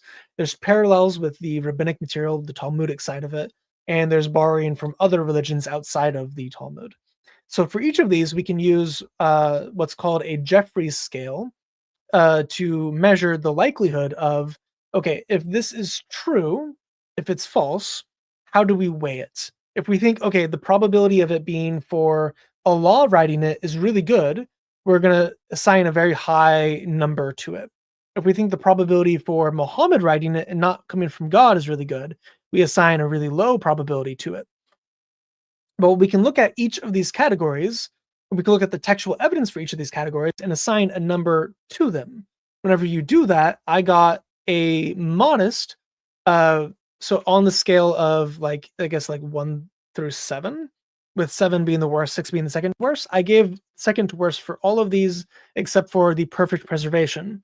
Because even though there is textual corruption with the Battle of Yamama and the goat eating it and differences between the Santa manuscripts and other manuscripts, we still get mostly letter for letter, dot for dot, not like perfectly, but relatively well. I'm not going to knock the Uthmanic Razm. The Razm is very similar across most manuscripts. Now, the Kirat are different, the vowels are different, but the consonants are very, very similar between the manuscripts.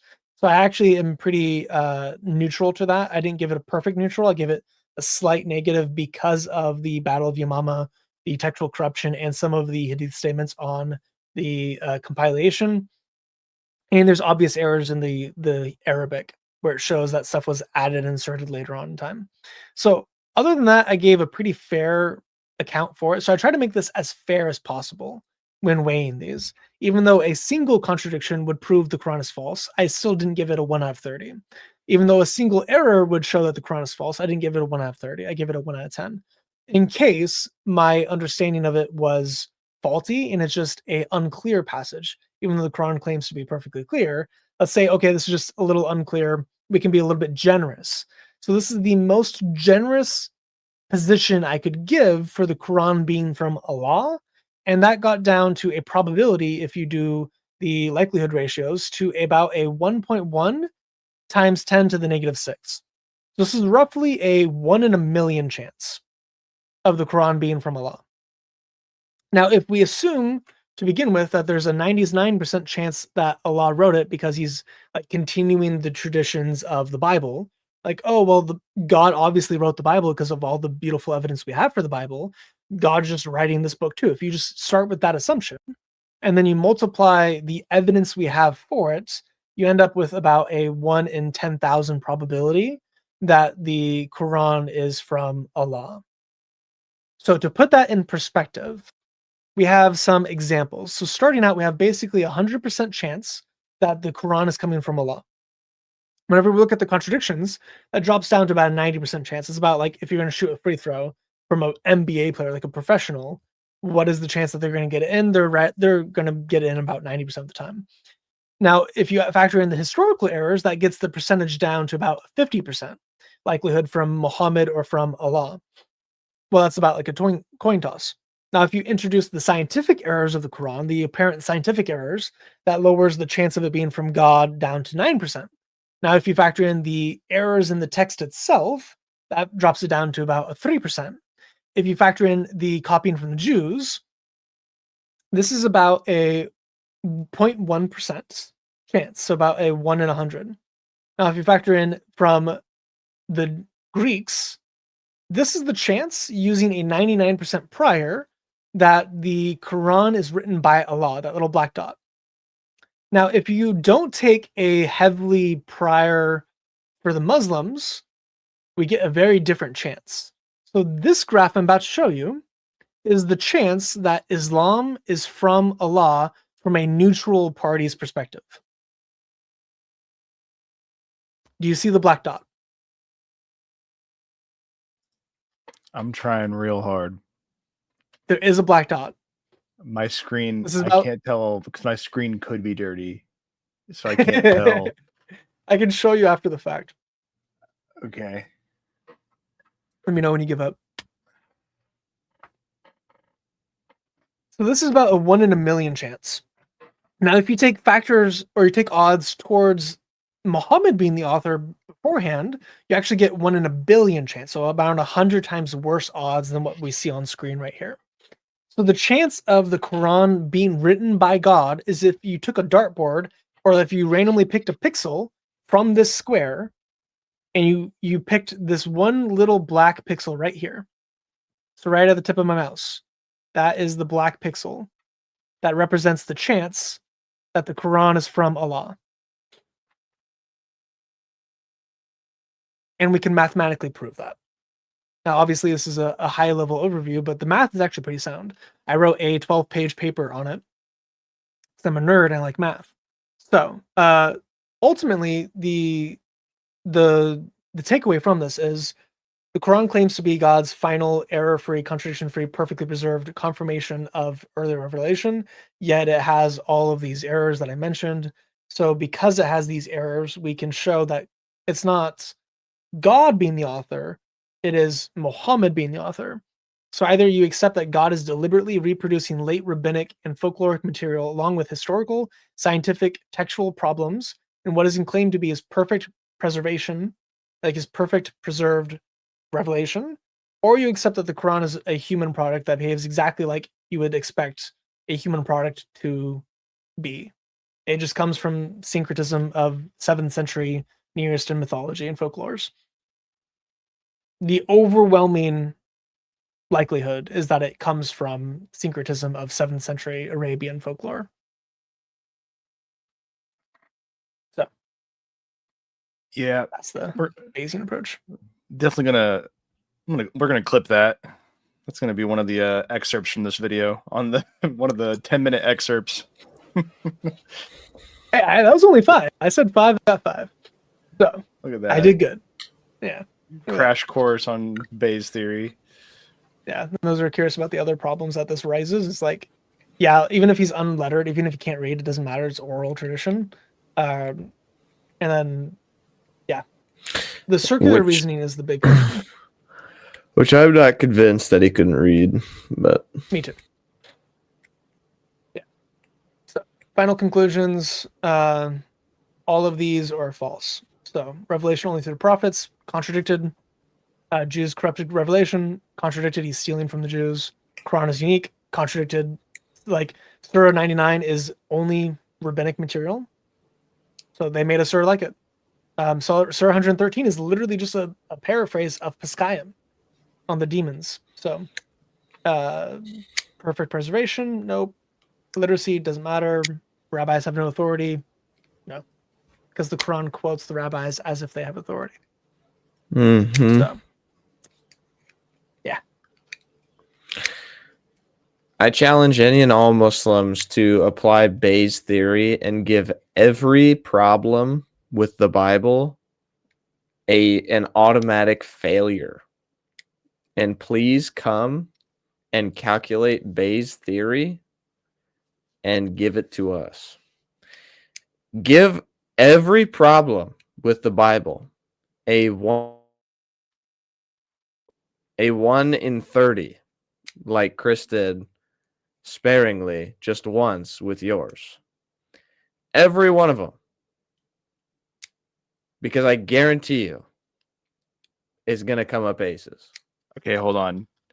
I want to qualify that, because are you saying when you say problems by their understanding, or like scholarly problems that like No, just like critical scholars have an issue with this?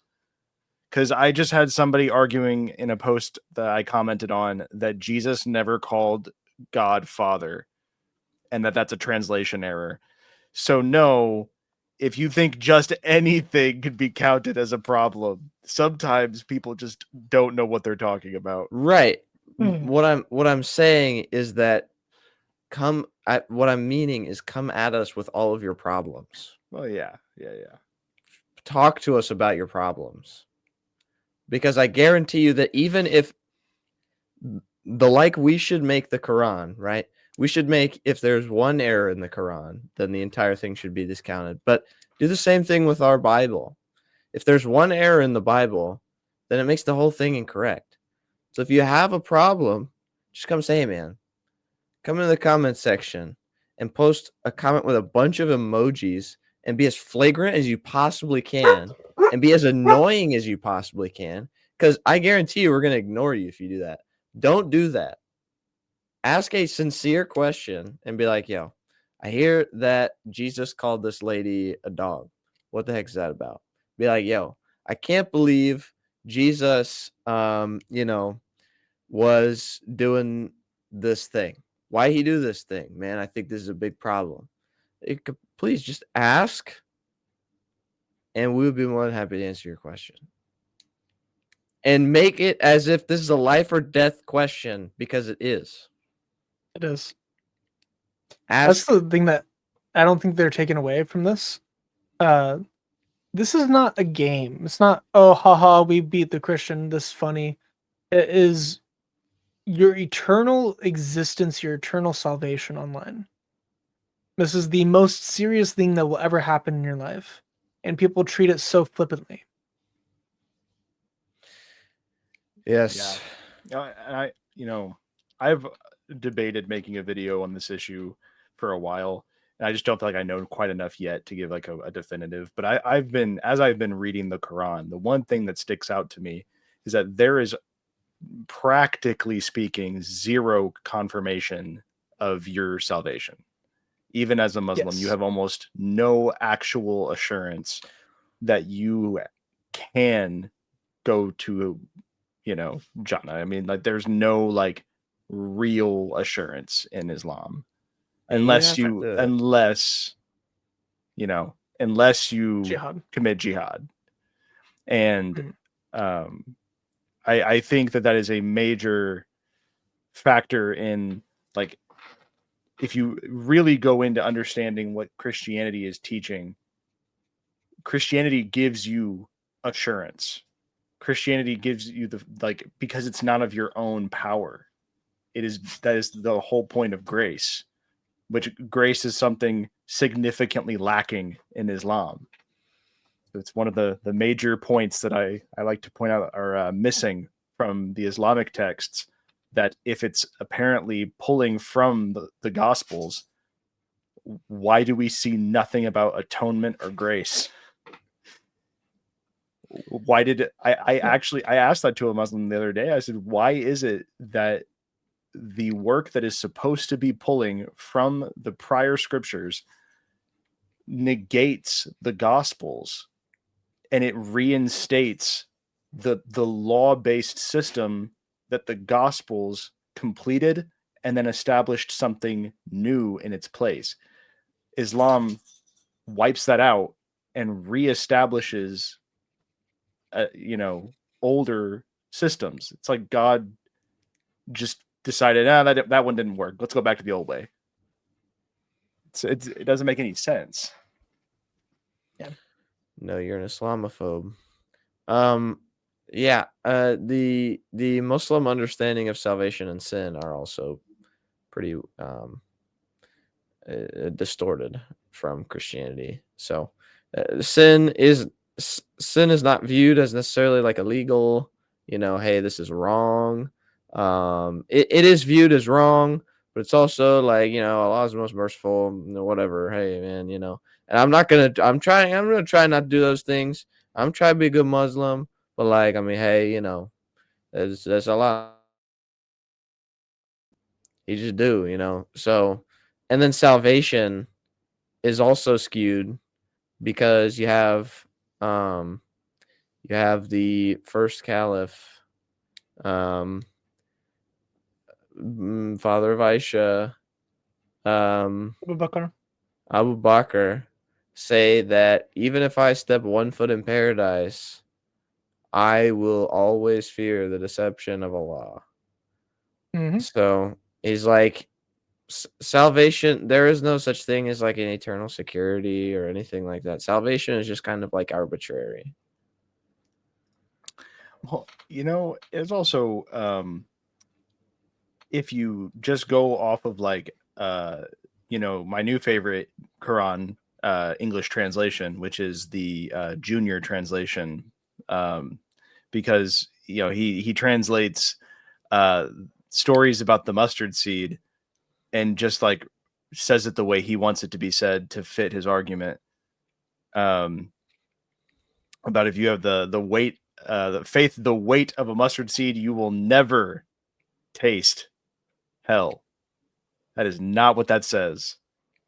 It says you will be pulled. I think it says that you will taste it for a time, or you will be pulled out. It does not say you will never taste hell. So you can have the faith, the weight of the mustard seed, and then after you're in hell, Allah will see that and say, "Wait a minute, he has faith. What's he doing there?" And then he'll pull you out. Be like, sorry about that, man. You needed to be in hell for a little bit. You needed to suffer a little bit, just a little bit. Which is the Muslim position because the rabbis believed it. Yeah, and you pointed that out. I think in the first video. Hmm. I don't know. It's almost hard for me to like sit as I'm learning more about Islam. I get that I have Christian bias. I understand that. But just objectively looking at the system, I don't see how one becomes like devout in it.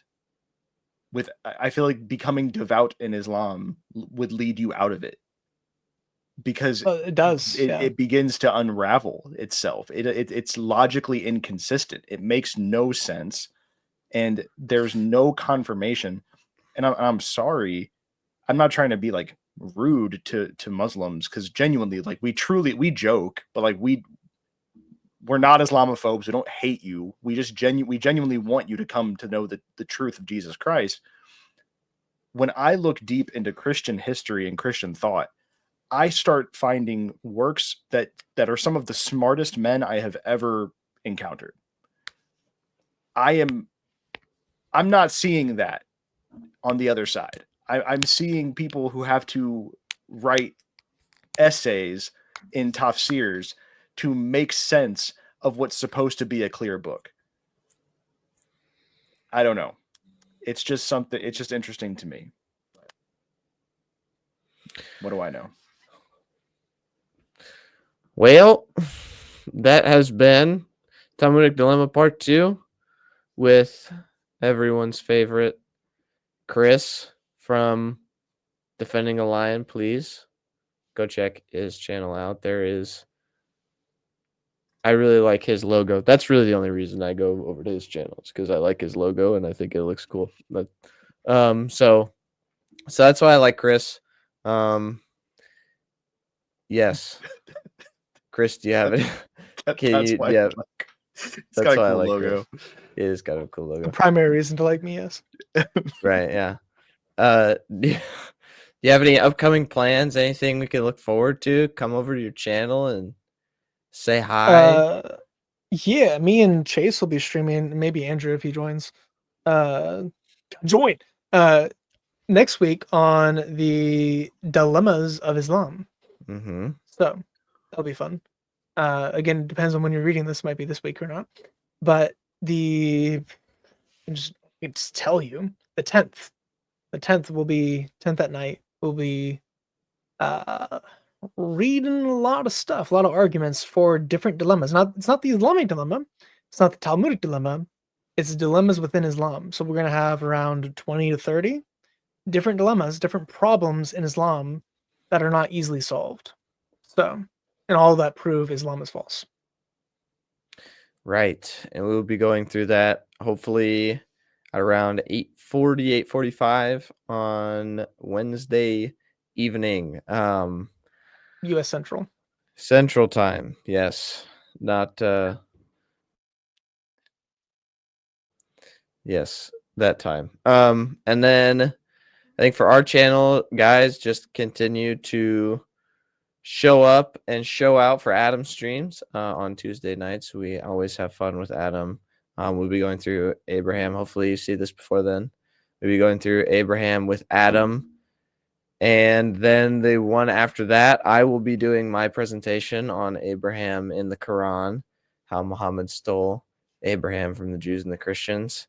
And that is a good but a short presentation because it is extraordinary how blatantly it was plagiarized. So it's very short because it's just like here's what the Muslims say, here's what the Jews say. And then on like the first one, the Apocalypse of Abraham, so it was more of a Christian writing. So that's what the Christians say. But either way, Apocalypse of Abraham. yes, there is. Everybody's got an apocalypse. I was gonna say, does everybody get an apocalypse? Paul has one. Peter has Yes. one. Yeah, Peter's James got one. has one. Oh my I god! think Yeah. John has one. Everybody John gets an literally has one apocalypse, with Revelation and everyone has a testament. So yeah, you and can. Gospel. I Right. didn't know. I didn't know just how. We got to end this video, but I didn't know how debated Revelation was. Reading the church history, apparently it was a major point of debate on the authenticity of. If it should be in the canon or not. Yeah. Yeah, that one was. That Eusebius held to the view that it was not the Apostle John. It's like he basically said it could be. I don't think it is. And he gives a lot of pretty good reasoning for why he doesn't think it is, but he also doesn't think it's the other guy that they say plagiarized John. Seraphil. Oh, what's his name? Anyways, there's a guy that they were like, this guy just wants to have a bunch of worldly pleasures, and so but we don't think it's him. So I think there's good evidence to keep it in, but you know, I do too. I mean, yeah, I don't. I think it seemed like the consensus was we're pretty sure this is a real book. We just aren't totally positive if it was John the disciple who wrote it or if it was just some other John, maybe John Mark. Who knows? It was. I mean, John. it definitely couldn't have been John Mark, but no, that UCB says that he's like some say John Mark, however, and he maps out like where John Mark was, and he's like, there's absolutely no chance he was in this area at the given time this was written and when it claims. Yeah, and the language of Revelation and how he refers to himself and to the Lord Jesus. I think Very it's different. very. I'm sorry, guys. I'm so tired, and I keep taking this on tangents. All right, we need to wrap this up. So, all right, streams on Wednesdays, streams on Tuesdays. We got streams all the days coming out our ears. Yeah. Thank you guys for watching. If you made it this far, yeah, we also want to do something with the Obros. Subscribe to Chris. Yeah, they're super busy, so we're super busy. It'll happen eventually. One of these days. I may be moving down to one job, so that also frees up my schedule, hopefully. So we will see what happens. But yep. Anyways, all right, guys. Have a good night, everybody. And if you're watching this in the daytime, have a great day. Peace out. See ya.